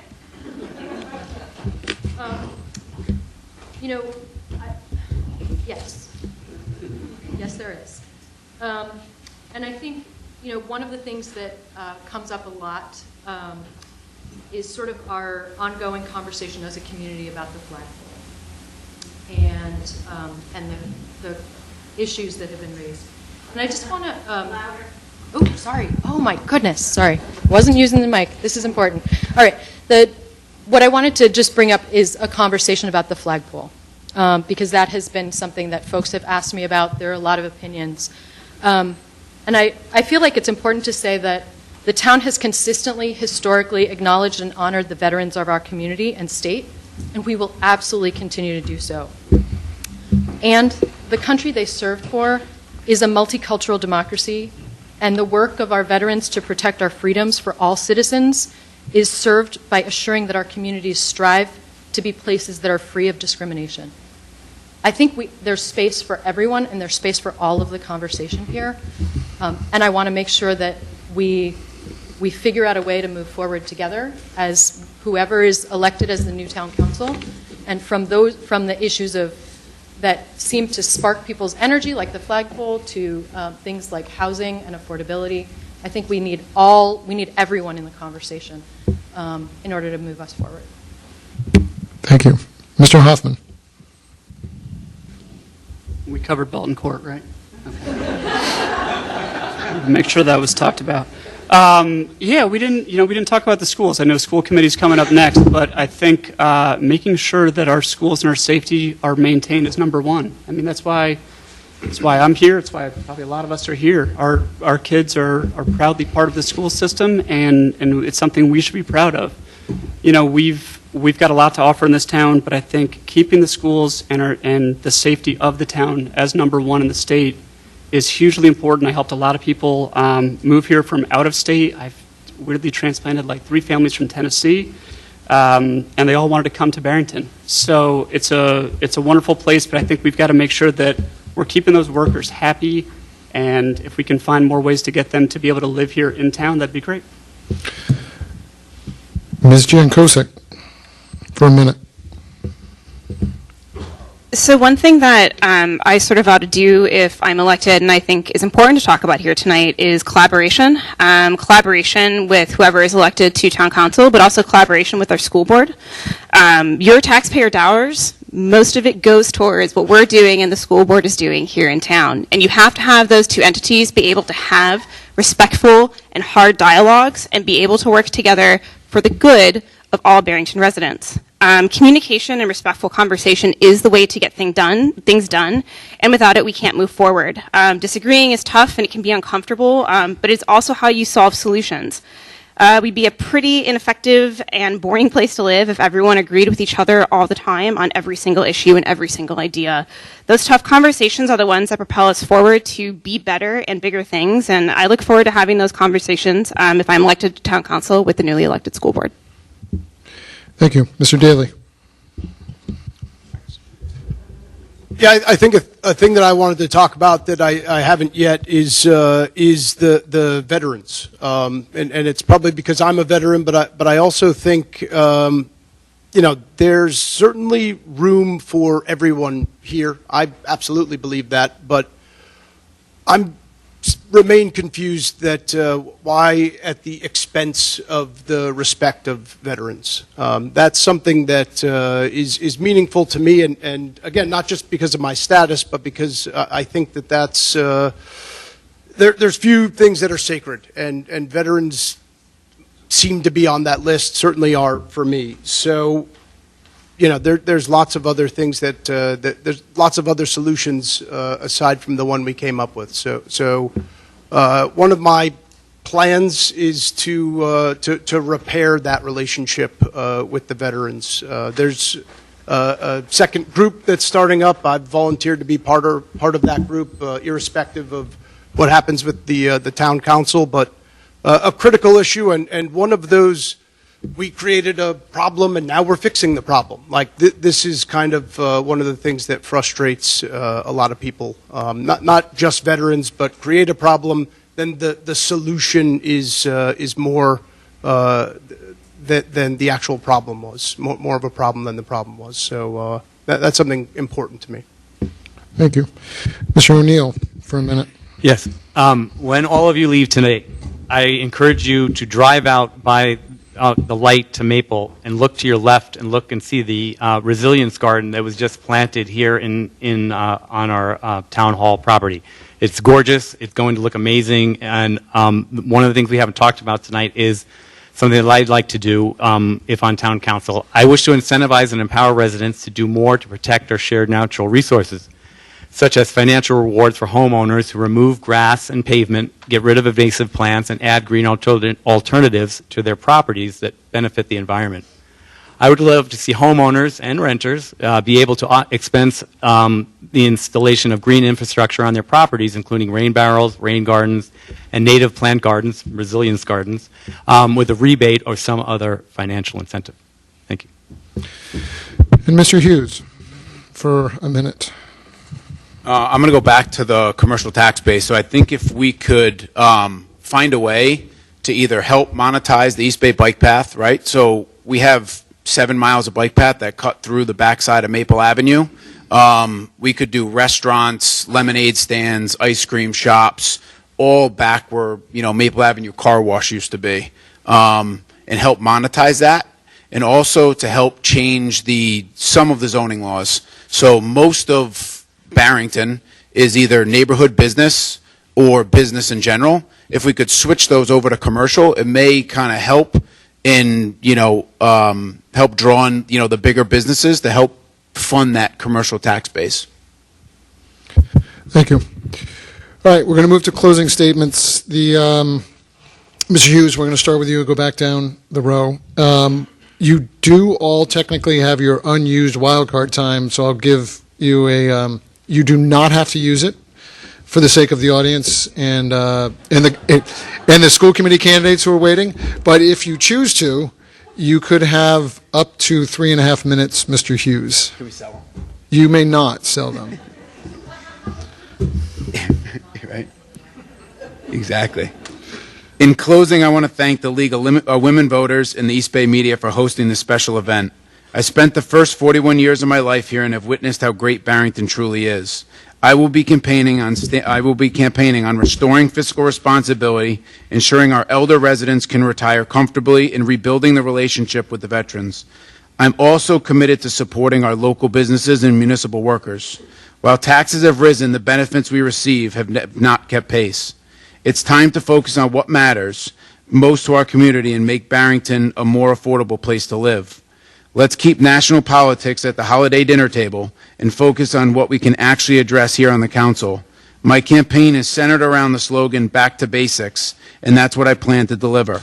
Focusing on the core issues that matter most to our town, I believe we can get Barrington back on track, and with your support, I think we can make it happen. Thank you. Thank you.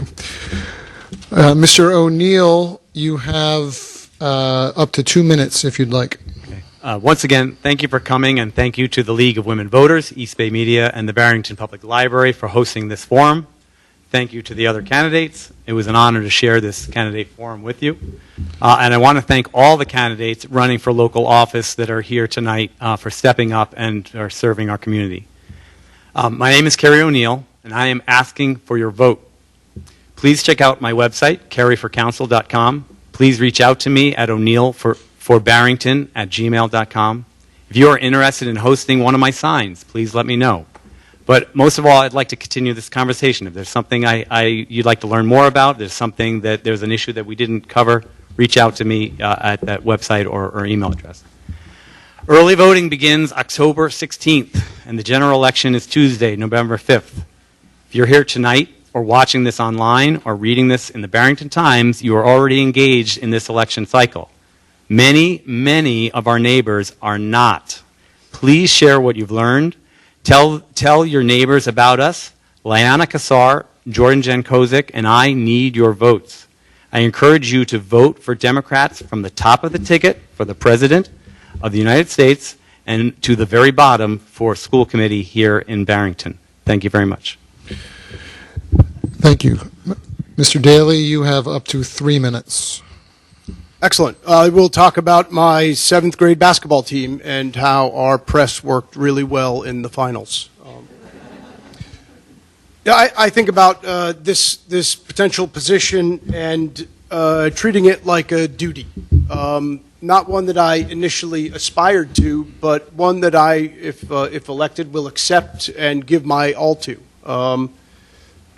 My focus is going to be on the town, on the residents here, and controlling the things that we can control. Not getting wrapped up in narratives or wasteful spending or political BS. Just sort of a common sense approach to finding the best solution, and that could come from anywhere, and implementing that solution. Getting things done and eliminating sort of wasteful spending, being a good steward of your and my dollars. Thanks. Ms. Jancosek, up to 4 minutes or less. So when I was thinking about why I was running for town council and why I love Barrington, I kept thinking of my book club. It's made up of 15 incredible women. They're all parents, children of various ages. Some of them grew up here and stayed, or grew up here and moved back, and some of us have lived here for 5 years or 5 months.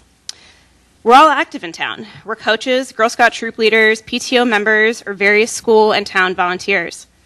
And what I love about this is that regardless of how long we've been here or why, we all care about this town deeply. We talk about it along with the book and the wine we drink at book club.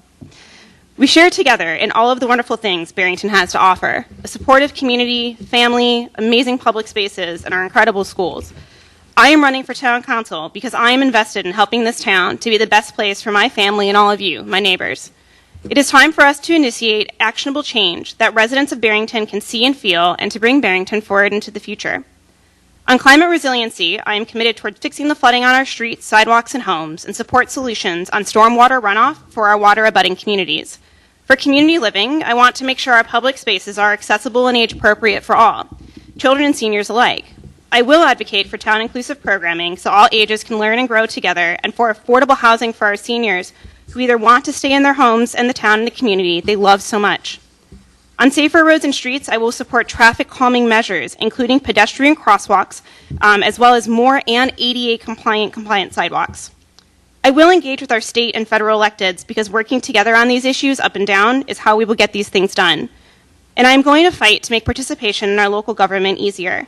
Democracy is strongest when we all have a chance to contribute our voice. Thank you so much to the East Bay Media Group and the League of Women Voters, and my fellow running mates that are up here today. Thank you. Mr. Hoffman, also up to 4 minutes. Thank you to everyone who is here tonight. Thank you for hosting this event, to the library, the League of Women Voters, and to the East Bay Media Group. I'm doing this because I'm a dad. I think it's important to set an example.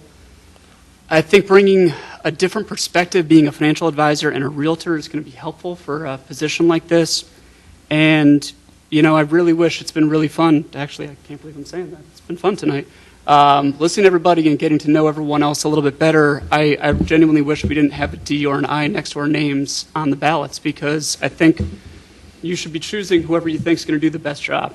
I registered as an independent when I turned 18. I have been one ever since, and I think that's important. I also don't necessarily think it's important for what happens on a town council and running a town that you adhere to a party or a political affiliation. So I think my record of community service speaks for itself. I'm a community builder. I'm a collaborator. And I think the things that I'm best at are bringing people together.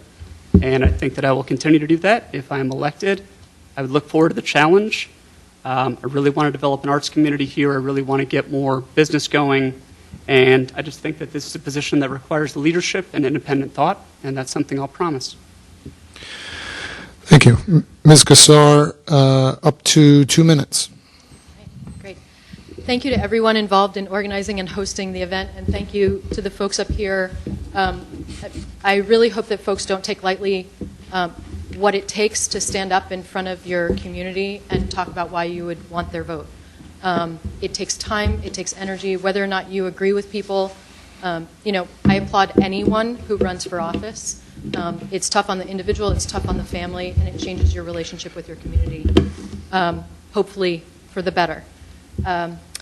So we're in an important election year. I appreciate that Kerry told you, from the top of the ticket to the bottom of the ticket, please vote blue. And I differ from Bryan in that perspective, because for me, what running as a Democrat has meant is that I believe in the 4 pillars of the Barrington Democratic Town Committee. And the reason why that's important to me is it's a collection of people in this town who have decided to be civically engaged under a banner of certain values that we decided.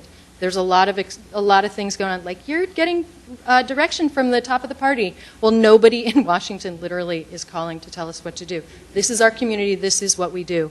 And the 4 pillars of the Barrington Democratic Town Committee's platform are responsive government, support for social justice, economic stewardship, and environmental stewardship. And those are broad ideas, and there are a dozen ways to address each of them. And I think, Jordan and Kerry and I come at each of those in a very different way. And I think by supporting the 3 of us, you would get a combination of people who can really bring the voices from the community, will be good listeners, and work to find the solutions for the town. Tonight we've just scratched the surface on issues, although we had way more questions than I thought we were going to have. But I think that we are ready to work with the members of the school committee and the good folks who work at Town Hall, because also being a municipal worker is sometimes a thankless job. So they are a team that has been working on your behalf, taking the town that we all inherited and trying to make it better. And I just got the hook. You are running out of time, so complete your thought. I will be really quick. But as I did as a legislator, I will be an advocate and a leader for you. And I hope that Jordan, Kerry, and I can count on your vote in November. Thank you. Thank you. And I will, I know some folks on the podium are grumpy with me for changing up the format. But I will say that I'll reiterate what Liana said. It's really hard to sit up here and get questions fired at you and answer off the cuff, and it's not an easy thing, and I've probably moderated 50 of these in the last 20 years, and I do appreciate the challenges. So a big round of applause to everyone. Good job.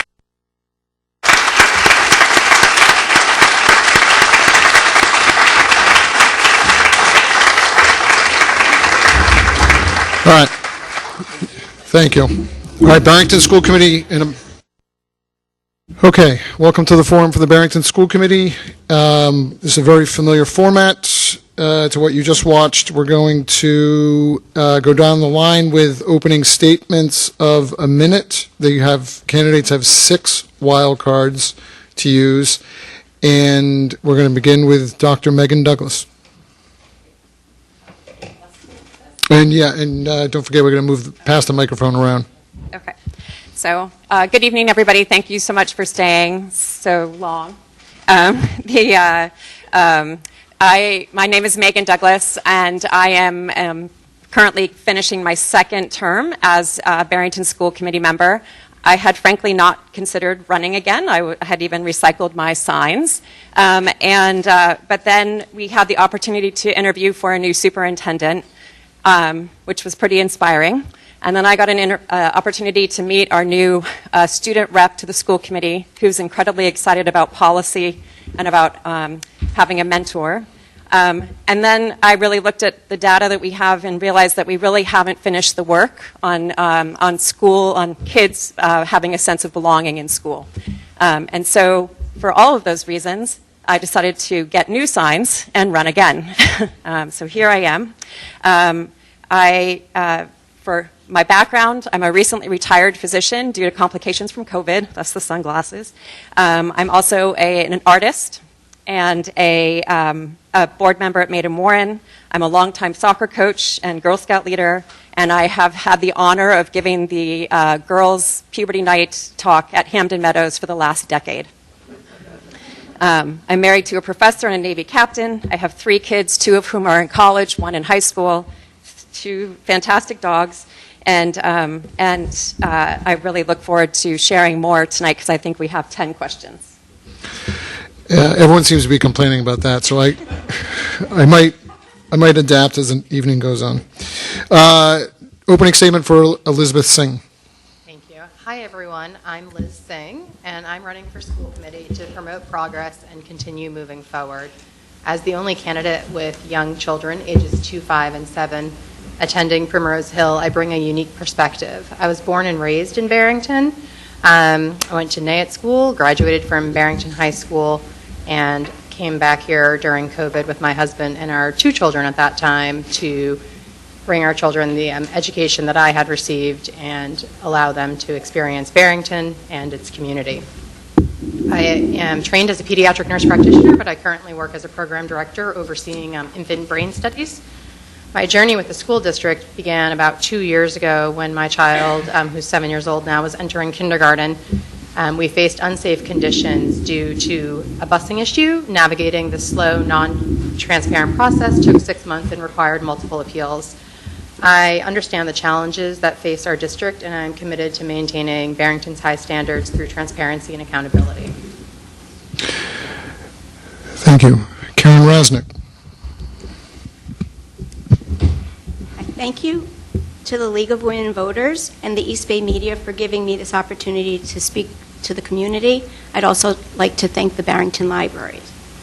My name is Karen Rasnick, and I am running for school committee as a nonpartisan, open-minded person who will listen and make sensible decisions for the betterment of the Barrington Public Schools and the community.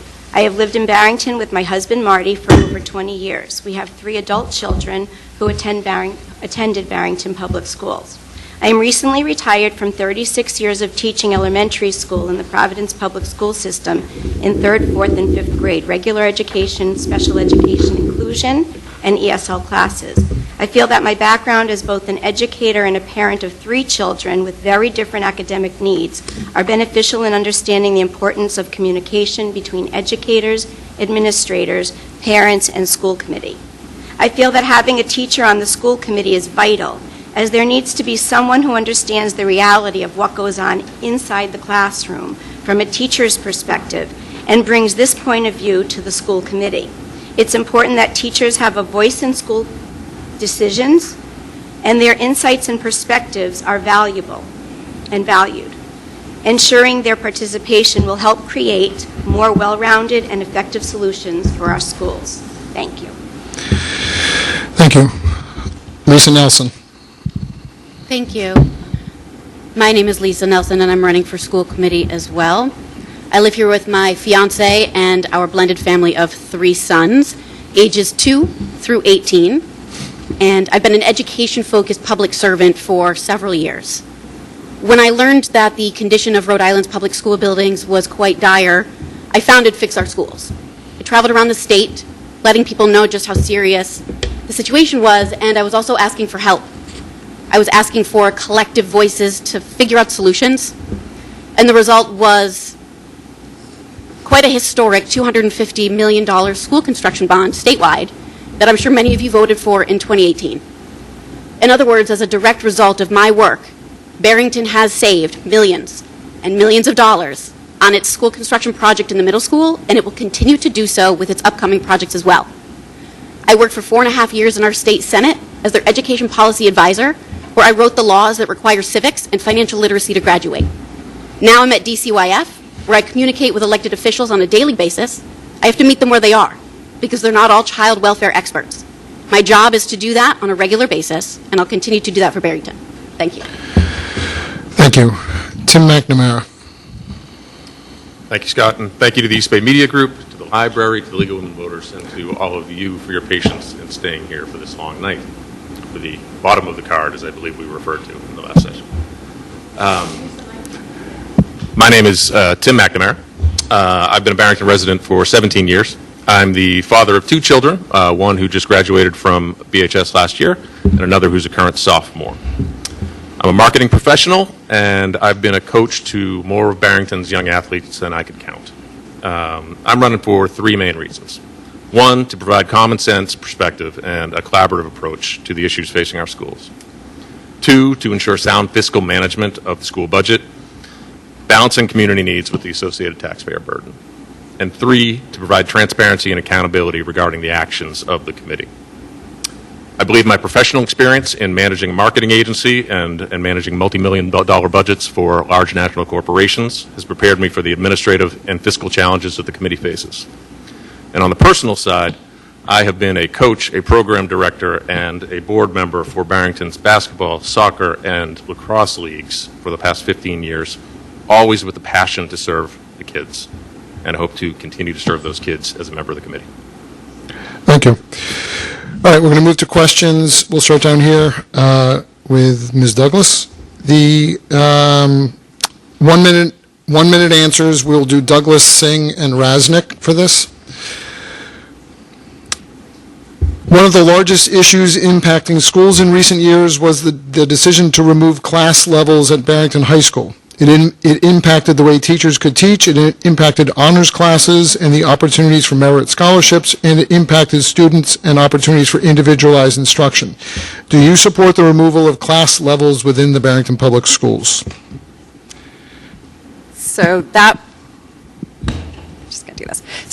was a teacher-led decision, which I did support at the time, although I wish that we had been better at proceeding with the decision-making policy which we had put in place 2 years earlier.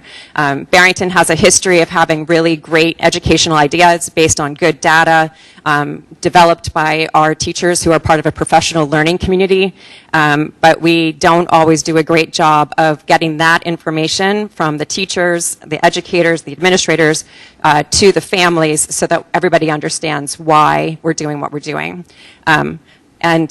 I think that going forward, there's lots of innovation in education. We can't keep doing what we've been doing for the last 30 or 40 years. So we really need to find a way to move forward, rely on our educators to make the educational decisions, but make sure that everybody in the town understands why it is that we are making those decisions. Ms. Singh, same question, 1 minute. The deleveling that occurred should never have happened. If proper protocols and practices had been followed in the decision-making process, ensuring that decisions are made by school staff and principals rather than imposed from the top down by administration, this could have been avoided. Oh, you can't hear me? Sorry. Oh, okay. Sorry.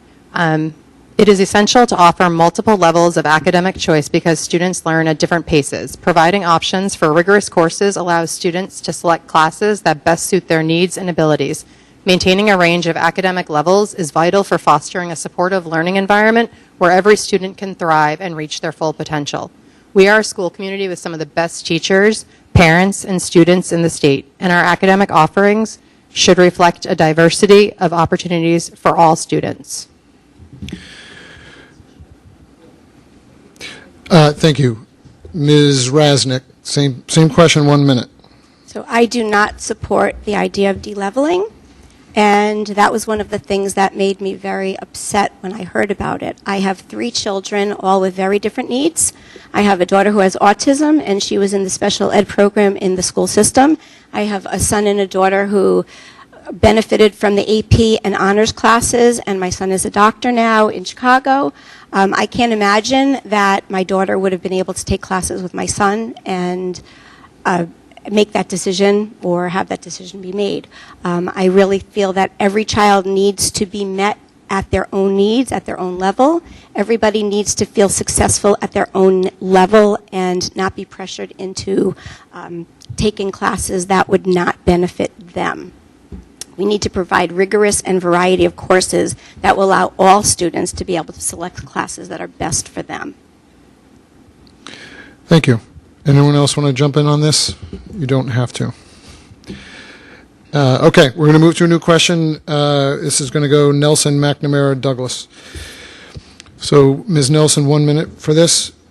Everyone serving on the school committee in the next 4 years will be in position to make critical decisions regarding use of the $250 million school bond, including the final design, space, and infrastructure decisions impacting 2/3 of the schools in the district. What are your priorities, must-have items, wish list items, and overall feelings about overseeing this generational investment in our public schools? That question deserves to be an entire days-long forum because those are all important questions to answer. The most important thing I can convey is that we need to make sure we have the right people at the table. That does not just include architects and engineers and educators and students, of course. We need experts in childhood development. A classroom for a 6-year-old looks a heck of a lot different than a classroom for a 15-year-old. A building for high school operates, and the requirements are so much more different than an elementary school. In addition, we need child psychologists, public health experts, to talk to us about things that we wouldn't know. Like, for example, did you know that children breathe in 4 times the amount of air that adults do? So pollution affects them that much more. We don't have to have those considerations at the high school as much, but we need to think about those things at the elementary school level. Those kind of priorities can't be uniform or one-size-fits-all. They belong in a day-at-least-long forum where we can debate the needs of each academic level and the opportunities afforded to all of them. Thank you. Mr. McNamara. Thank you. And thank you, Lisa. I agree with much of what you just said, in particular, reliance on community involvement in the decisions that are made and holding a forum for open discussion about decisions that need to be made. I think what I would bring to the table for this particular question is the issue of fiscal stewardship and understanding that we need to maximize the investment that we're making while ensuring that stakeholder needs are met, using the bargaining power of the town and the budget that we have in order to force contractors into acceptable agreements that can't be, as was referred to in the last session, scope creep, right? Understanding that we need to manage the budget in a responsible and reasonable way. Minimizing inconvenience, and inconvenience is just too soft of a word here, but it's the best I'm coming up with at the moment. But ensuring that there's an environment that can facilitate learning throughout this whole process while maintaining an environment that also provides safety for our children. It's a big project. There's going to be a lot of movement going on, a lot of contaminants in the air, as you mentioned, a lot of things that will be out on our fields. We need to make sure that we get community involvement to understand the concerns of the community and then manage that process as a committee in overseeing our contractors. Thank you. And Dr. Douglas, same question, 1 minute. So I have 2 parts. One is that we are kind of on the edge of creating a strategic plan that is truly innovative. It's brought in a number of experts to kind of help us think outside the box. Education is no longer sitting in rows in math class and learning your equations. It's about working with groups. We're trying to and collaborating and being creative in your thinking because we are trying to prepare these kids for the new future, not the future that we entered, 20, 30 years ago. So I want that voice at the table, and I want that perspective at the table. Some of what we've seen right now looks like it's just the same spaces on repeat, and so I think we need to push that envelope a little bit. The second thing I'd really like to see is a significant elevation in student voice and student engagement around these projects. One, it's a fantastic opportunity for them to see a really large project done at scale. But the second part is they're the ones that are experiencing it. They're the ones that are going to be learning in it. The kids that are coming behind them are going to be the ones that benefit from it. And so kind of pushing the creative envelope, pushing the innovation envelope, and making sure that the school works for all of the kids that we have. I will say, since I have 15 seconds, that it's also an opportunity actually for finances to come in, right?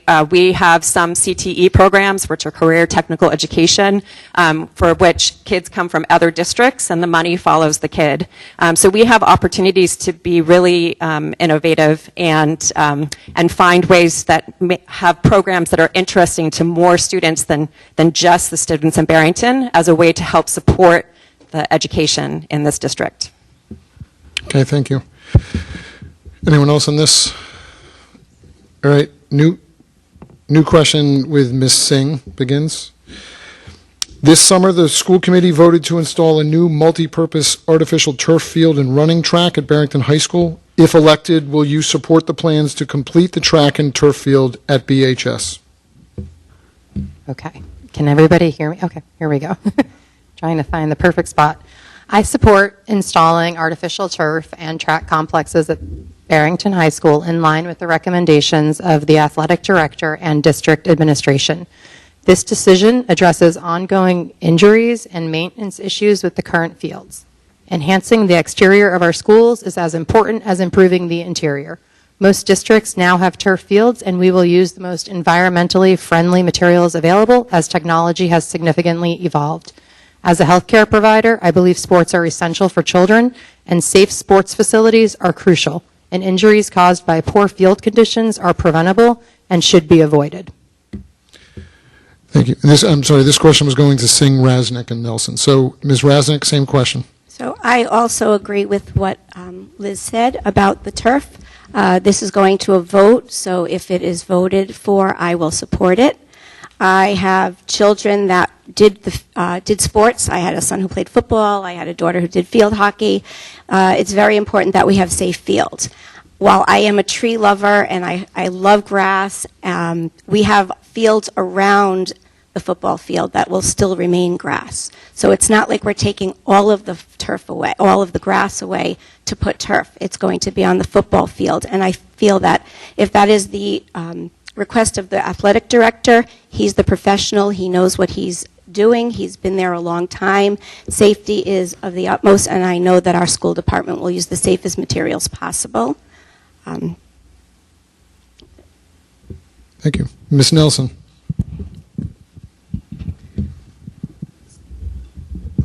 Generally speaking, I'm not thrilled about turf. But the aforementioned 18-year-old both ran track and played soccer. So it's a safety issue. They're not in good shape and they need some help. My understanding is that through the work of the current school committee, significant pains were taken to make sure that the turf will be as environmentally friendly as possible, which is as good as we can get. It's a hard balance to strike when you are simultaneously advocating for the safety of your children and the safety of your children. Because on one hand, they could get injured with the current fields, and on the other hand, would the environmental pollutants hurt them as well? Those two questions are hard, and I think the opportunity that the current school committee took to think about it and negotiate together and communicate to come to a consensus was the way to do it. Yeah, Mr. McNamara. 30 seconds. So, unlike some of what I read about myself online, I am in support of turf. I can explain that to any of you in a separate conversation, but since I only have 30 seconds here, I just want to use this opportunity to point out that while I do support the turf initiative at the high school, I don't support the way that it came about. And it goes back to my issue about transparency and accountability on the council. Certain members of the council let the entire middle school conversation happen and come to fruition and come to a decision that we were going to have an election about this before, at the very next school committee meeting, they decided to say they were going to do the high school renovation without consulting anyone else and doing it in a vacuum that the school committee could approve on its own and move forward with.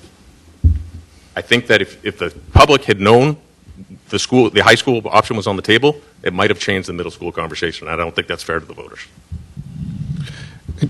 I don't know if he used the second one there. I think, did he? Okay. All right. Yeah, I don't want to mess with them. All right. No. I will be far too weary. Mr. McNamara, new question. Begins with you. some towns and states have begun to adopt cell phone bans in their schools. What is your position on this idea? So I have spoken to a few different groups of stakeholders about this, and there are obvious concerns on all sides. I understand why parents want to be able to reach their children. I understand why teachers want to be able to maintain a safe environment and a focused environment in their classrooms. I have to say, after the conversations that I've had, I'm with the teachers on this one. I think that we need to institute a policy in which cell phones are only allowed in the classroom if they're being used in coursework. Checking phones at a door or coming up with some other system, as other districts have enacted, I think makes sense for a stable and focused learning environment. Otherwise, the toll on the teachers, from what I've been hearing, is far too much, and parents can reach their children in between classes if they need to. Thank you. Dr. Douglas, the same question for a minute. So I also, in principle, agree with a cell phone reduction. Cell phones have been shown to be associated with some mental health issues related to bullying, et cetera, in the high school setting. And based on the experience that my daughter has had at the high school, there are a lot of phones a lot of the time, and some kids are watching football games and stuff. So that's not great learning. If we're going to be having these kids in school learning, they need to be learning. The flip side, though, is that the teachers shouldn't have to be like the police officers in the school. So we really need to come up with a policy, preferably within the school. The school would come up with the policy, and we would then support it, that would allow them to have a plan that they can follow through, that they can support, and that the students will also accept to a certain degree. And because if you don't have buy-in, my understanding is some places have those little funny pouches, but the kids just take the covers off and stick the cover in the pouch. So that won't work, right? So, because they're clever and smart, and we appreciate that about them. Thank you. Ms. Singh, same question. 1 minute. Could you repeat the question? Sure. I just got rid of it. It was basically, should we ban or adopt a cell phone policy in schools, as some towns and states have begun doing? I feel like that is a question that is maybe more school-based and not necessarily related so much to the school committee. I think it has to start within the school, and I think we need to have some thoughtful discussions about this and gain some more insight and understanding into the situation. Thank you. You want to jump in on it? Please do. Ms. Rasnick. As a classroom teacher, I can talk to this question. I taught 5th grade, and every day I told my students that I would collect their cell phones and put them in the drawer in my desk. They weren't in trouble for having them, even though they weren't allowed in school. And at the end of the day, they collected their cell phones. It was never an issue. I think there needs to be some type of policy to keep our students safe. There have been problems with cell phones happening for a very long time, and we need to address it probably at the school level and different age levels. Yes, please. I appreciate the consensus on the panel, as it seems we're all in line with this discussion, which is really hopeful. I wanted to point out that relatively recently there was an article, and apologies for not remembering the publication, that talked to the students and faculty at Central Falls High School, and they found it successful. We're not saying to do exactly what any other community does, but starting the conversation and finding out what works for us is exactly what we need to be doing. Thank you. All right, new question. This is Rasnick, Nelson, McNamara. What are some of the most pressing issues our students face today, particularly our tweens and teens, and what would you do at the school committee level to address them? I think one of the biggest struggles, and I talked to my daughter, who's 27 today, is still a struggle, that we need to make sure that students feel like they belong. Students have, for a long time, not felt like they belonged in the community, and I think that we need to do things to make sure that the students feel that that the school community is theirs. I have some ideas on that. That would be maybe some community service that would be required. Students maybe should volunteer either through unified activities, best buddies programs, lunch buddies, some mentoring programs or help tutoring, either in the community or in their religious organizations. I think this would help people feel more compassionate towards others. I also think bullying really needs to not be tolerated at all, and I think that's a big issue. Thank you. Ms. Nelson. It goes along with the cell phone conversation when you start discussing not only distraction and bullying, but the mental health concerns that we're seeing in our youth. Anything from a cell phone, we say cell phone, sometimes that's a euphemism for social media, right? The bullying can happen online. The bullying happens underneath your desk. So when you're talking about cell phone policies, you're also talking about why the cell phone inherently in and of itself is not bad. It's not youth with flip phones that are usually causing so many problems, right?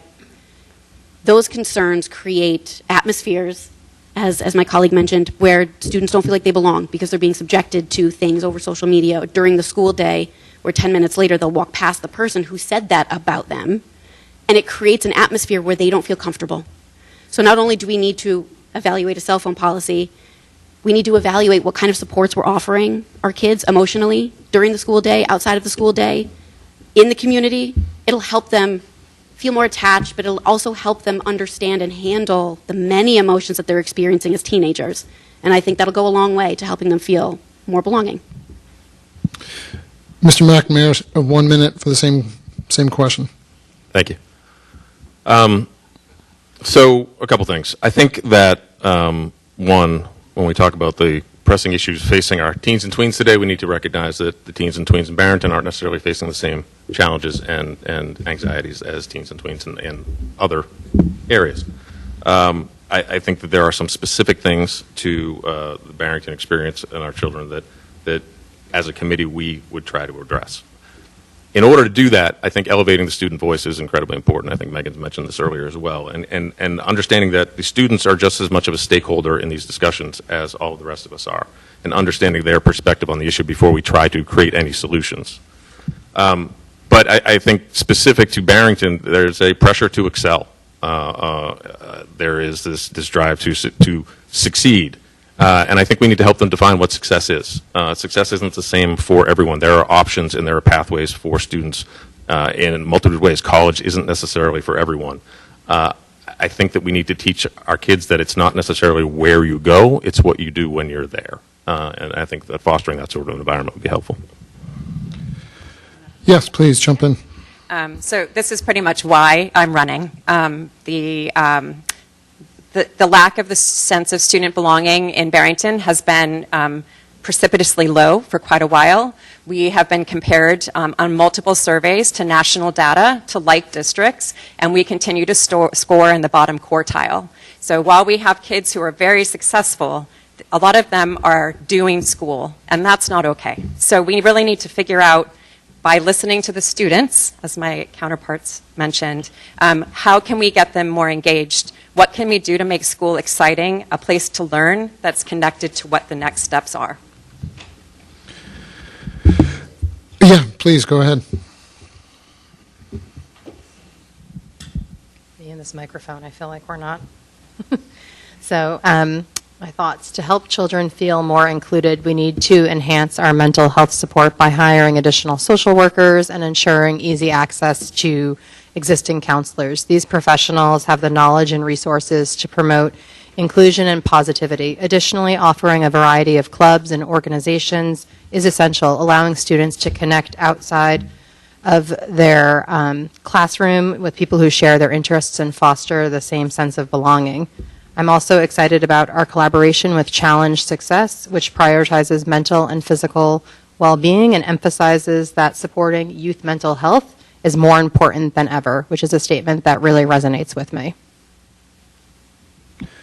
Thank you. All right, we're going to move to a new question. Dr. Douglas starts with you. Douglas Singh Rasnick. Across the state, anti-trans activists are pushing school committees to abolish their transgender, gender diverse, and transitioning policies, which have protected all students for 7 years. What is your stance on this issue? I fully support our policy.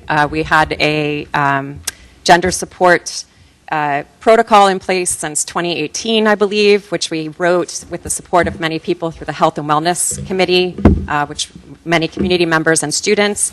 It's worked really well for this district. This past year, we updated it in order to make it a policy to support all students, and I would continue to support it. Our trans youth are some of the highest risk for mental health and suicide, and it's just unacceptable that we would exclude any child from that safety. Ms. Singh, same question. Thank you. I don't have a fully informed perspective on this issue. However, I will ask thoughtful questions and collaborate with experts to better understand the situation. I believe in listening to those with experience and knowledge to help guide my decisions and develop a well-informed position. Ms. Rasnick.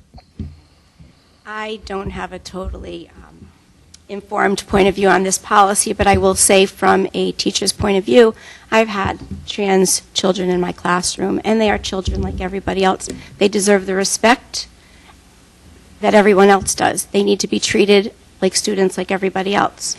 Inclusion is vital. Acceptance is vital. So if there are policies in school that protect trans students, these policies need to stay and make sure that everybody feels safe in the schools that we're in. Yes. Ms. Nelson, please. 30 seconds. Thank you. We just had a conversation about kids feeling like they don't belong and the mental health issues that go along with that. These two things go hand in hand. We can't simultaneously say that we want our students to feel that they belong, but exclude one particular group of them. That's just not how that works. So since our policy is in place and Dr. Douglas seems to be really proud of it, I've heard that it's quite successful and our State Department of Education has even recognized it, I think we should keep it in place and support it, and shame on those who attack children. Thank you. New question. Ms. Nelson actually starts with you. And so there's two more questions left, this one and one more. So this is Nelson, McNamara, Douglas. Ms. Nelson, do you believe there are ways the school department could be more fiscally responsible? Yes, but, or yes, and. Approximately 80% of our budget is a fixed cost. They're built by contracts. They cannot change.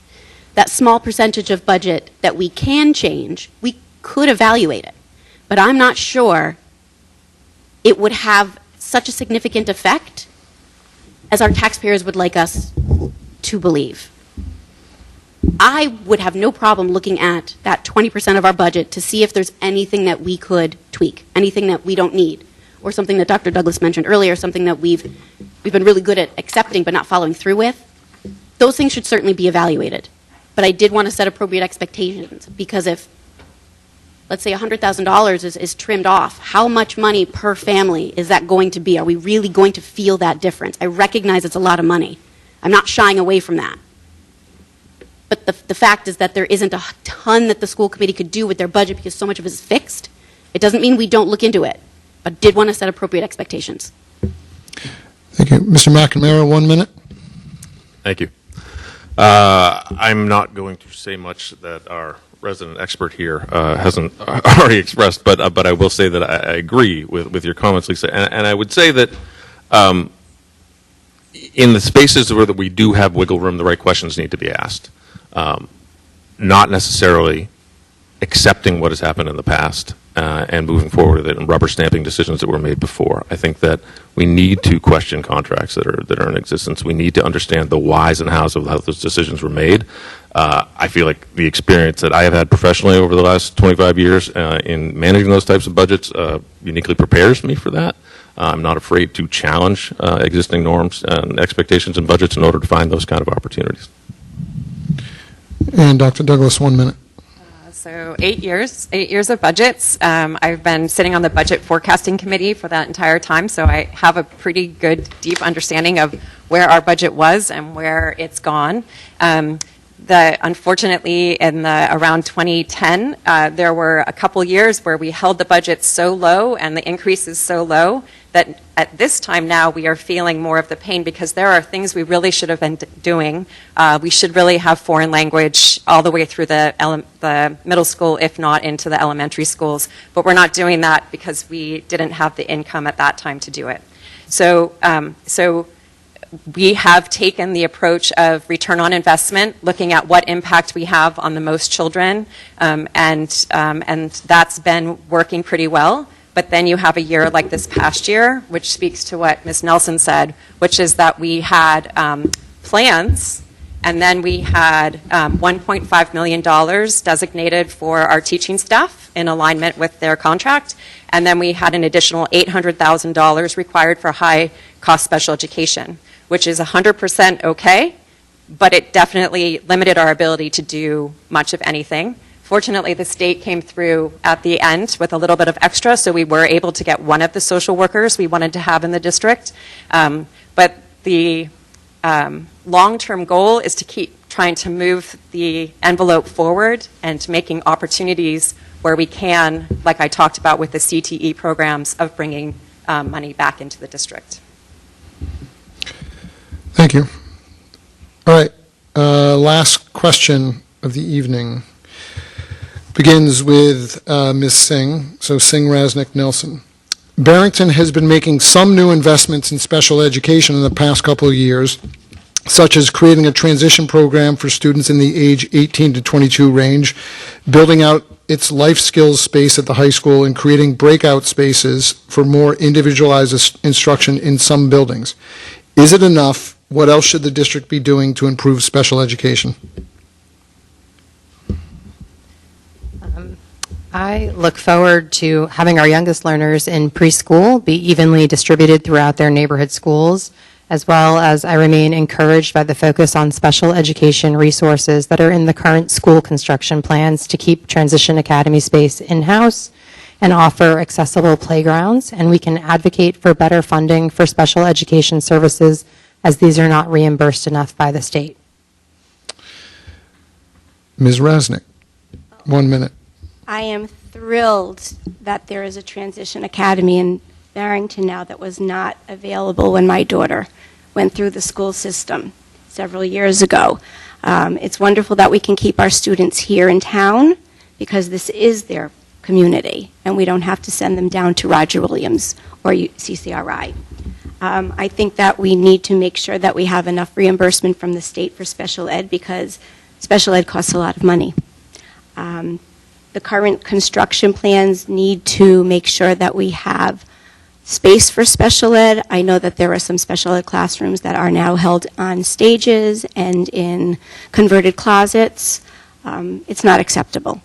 Special ed kids they have different needs than the other community, but they also need to be part of the schools. They need to be included in chorus and band and swim and feel like they're part of the community, and we need a space for them. That's very important. Ms. Nelson, 1 minute. Progress has certainly been made, but there's always room for more, right? We don't want everything to be absolute best for our kids, and we shouldn't stop fighting until we get what we think our children deserve. It was mentioned a couple times about the statewide reimbursement for special education costs. Part of my job, my day job, is talking to our elected officials, advocating for those who can't advocate for themselves. It's important that we can have those relationships and those conversations. They need to hear from us. They need to hear that we need help too, because to be honest, sometimes Barrington gets pushed to the lower end because we can afford it, right? But we have to acknowledge that some things are also without our control. It's really important for us to communicate with other decision makers to make sure that we can work as a unit, we can communicate well, and we can get even more opportunities for our students. Thank you. All right. Also, let's make sure that microphone is on, just to be sure. We're going to move to closing statements unless anyone else has anything on the special education topic. Okay. So, Dr. Douglas, we're going to come back around to you. We have 1 minute closing statements plus additional time, so that gives you up to 1.5 minutes if you would like. You may begin. Well, thank you all for coming tonight and for staying for the long haul. I appreciate it. I as I said before, I wasn't sure I was going to do this again, but when I looked back on the history I've had on the school committee, I really am proud of three things in particular. One is shepherding medically recommended school start time change through after 10 years of discussion in 2019. It is now just the standard. There are still some people, I think, that maybe would like it changed, but in general, the community has adjusted, and it's the right thing for our kids. The second was revamping the NEAB contract with our teachers in support of our professional learning community. We value teachers who seek another level of education, so most of our teachers have masters, doctorates, are working on doctorates, and that trickles right down into our classrooms where we see the benefit of that. And of course, after all of those unexpected COVID challenges, which were definitely not on my radar when I first ran, I'm really proud of the fact that we kept the K-6 kids in school full-time and then hybrid for 7-12, with the idea that at this point we are not dealing with some of these losses that other districts faced. And today I had the honor of sitting at the Blue Ribbon awarding ceremony at Soham School. This is just 4 years after COVID. These kids are just surpassing all expectations in terms of reading, writing, arithmetic, the classics, but they're so excited about it, and that was what was the most thrilling thing. So having successfully helped the district through that place, I'm very proud of that, and I look forward to addressing the issues with student engagement in the next 4 years as my kind of swan song, I guess. Ms. Singh, you have up to 3.5 minutes if you'd like. Thank you. I won't take that time. Thank you to the League of Women Voters and the East Bay Media Group for hosting this, and thank you for everybody else who's on this stage with me tonight, and everybody who's here. As we said, it's getting late. I stand before you as not just a candidate for the school committee, but as a passionate advocate for mine and our children's future. I'm running as an independent because I believe partisan politics have no place on our school committee. Instead, I rely on common sense, data, and facts to guide decisions for the benefit of our district. My vision is rooted in collaboration, transparency, and a commitment to excellence in education. I believe that every child deserves access to high-quality resources and a supportive learning environment. Let's build a brighter future for our schools together. Thank you so much. Thank you. Ms. Rasnick, you have up to 3 minutes if you'd like. Again, I want to thank the League of Women Voters, East Bay Media, for giving me this opportunity to speak to the community. I was motivated to run for school committee for several reasons. I wanted to bring a teacher's perspective to the school committee, as there haven't been too many teachers on the school committee. I also wanted to support the new superintendent and the assistant superintendent in their administering of the Barrington schools and our demand for blue ribbon excellence in our schools. I want to make sure that the building of the new schools is done in a way that will benefit the town environmentally and inclusively without being a financial burden on our citizens, especially the elderly who are finding it more difficult to afford their homes. And now that I'm retired, I'm starting to become part of that community. I want to give a thoughtful, common sense perspective and be a person who listens to everyone, is transparent, and a person who makes rational economic decisions. We don't need to be subject to expensive lawsuits or ideas of deleveling that have plagued us in the past and have been an embarrassment to our community. I am running as an independent because I don't believe school committee should be political. It is about what is best for our students and those who educate our students. Politics and personal agendas do not belong in the school committee. I am asking you to elect me to the Barrington School Committee. I hope to build a strong bridge in the relationship between educators, administrators, parents, school committee members, and students.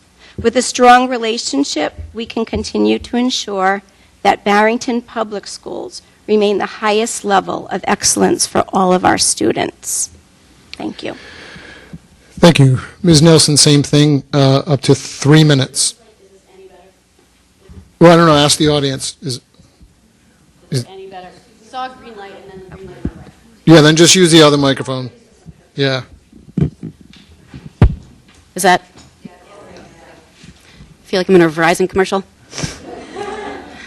I want to thank everyone for staying and the League of Women Voters and our members of the media for being here. I appreciate the time that you're spending. It's apparent that you all are as dedicated to this as we are, or you wouldn't be here, and I really appreciate that. Our school community is at a bit of a crossroads. We have a once-in-a-generation, potentially once-in-a-lifetime, school construction project, renovation that's on the horizon. There are questions about how we balance our academic excellence with the heightened levels of stress that our students are telling us they feel. And there appears to have been sometimes a breakdown in communication among neighbors. Like we're neighbors. You're my neighbor.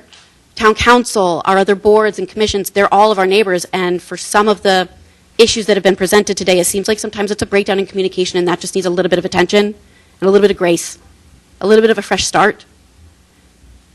And based on the experience that I have,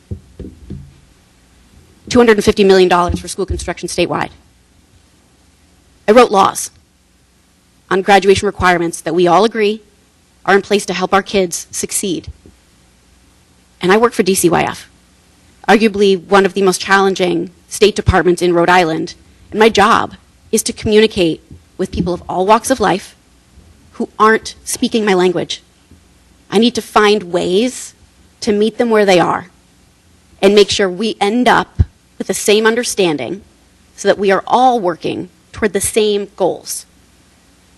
In my day job, that's our underserved, our vulnerable populations, the youth and the families. Here, it's still youth and families. It's still our kids. It's still you. And being able to identify miscommunications or areas where we might just be missing each other is crucial to avoid those miscommunications that I feel like have plagued us in the past. Those three main issues are in front of us right now, and I just happen to be uniquely qualified to help address them.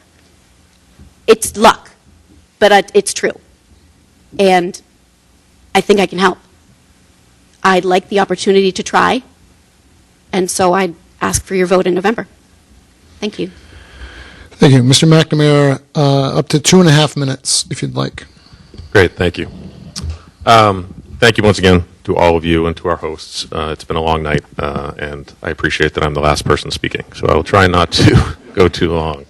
I think that one underlying theme in a lot of what we talked about tonight, but didn't really get directly addressed, is the idea that I personally, and I think many of you feel that one of the biggest issues with the school committee right now is that there's a need to repair relationships and reestablish trust. I think that there's been a lot of animosity.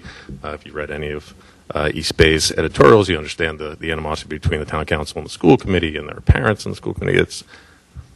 There's a need to repair those relationships and reestablish trust. And I hope that through my comments tonight, I've shown you all that I'm dedicated to collaborative, common sense solutions to try and begin that rebuilding. If I haven't made that clear to you, please go to my website, McNamaraforbsc.com. If you go there, you'll see that I've tried to boil my approach down to 3 simple steps. Not simple, but to basic steps.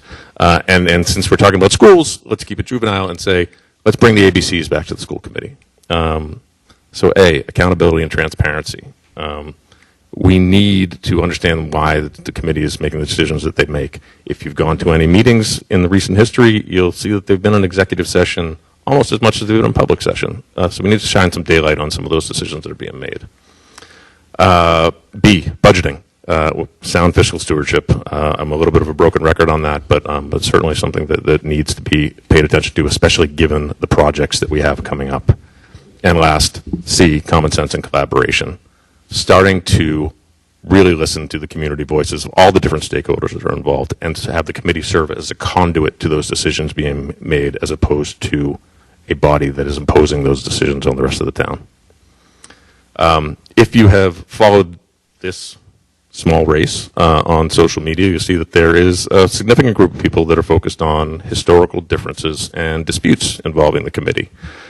That's not a plan to create a more positive future for us. We've got these big initiatives in place, fields, school construction, all of the issues that we discussed tonight. The committee needs to focus on those things and not rehash the past. And so it's my intention to work to build a committee that can find those shared values and try to create innovative solutions to meet them. And I humbly ask for your vote to do that. Thank you. Thank you. And for those of you talking about the lateness of the hour, just wait till you get on the school committee. That's how I know. All right. Thank you all. Congratulations, everyone.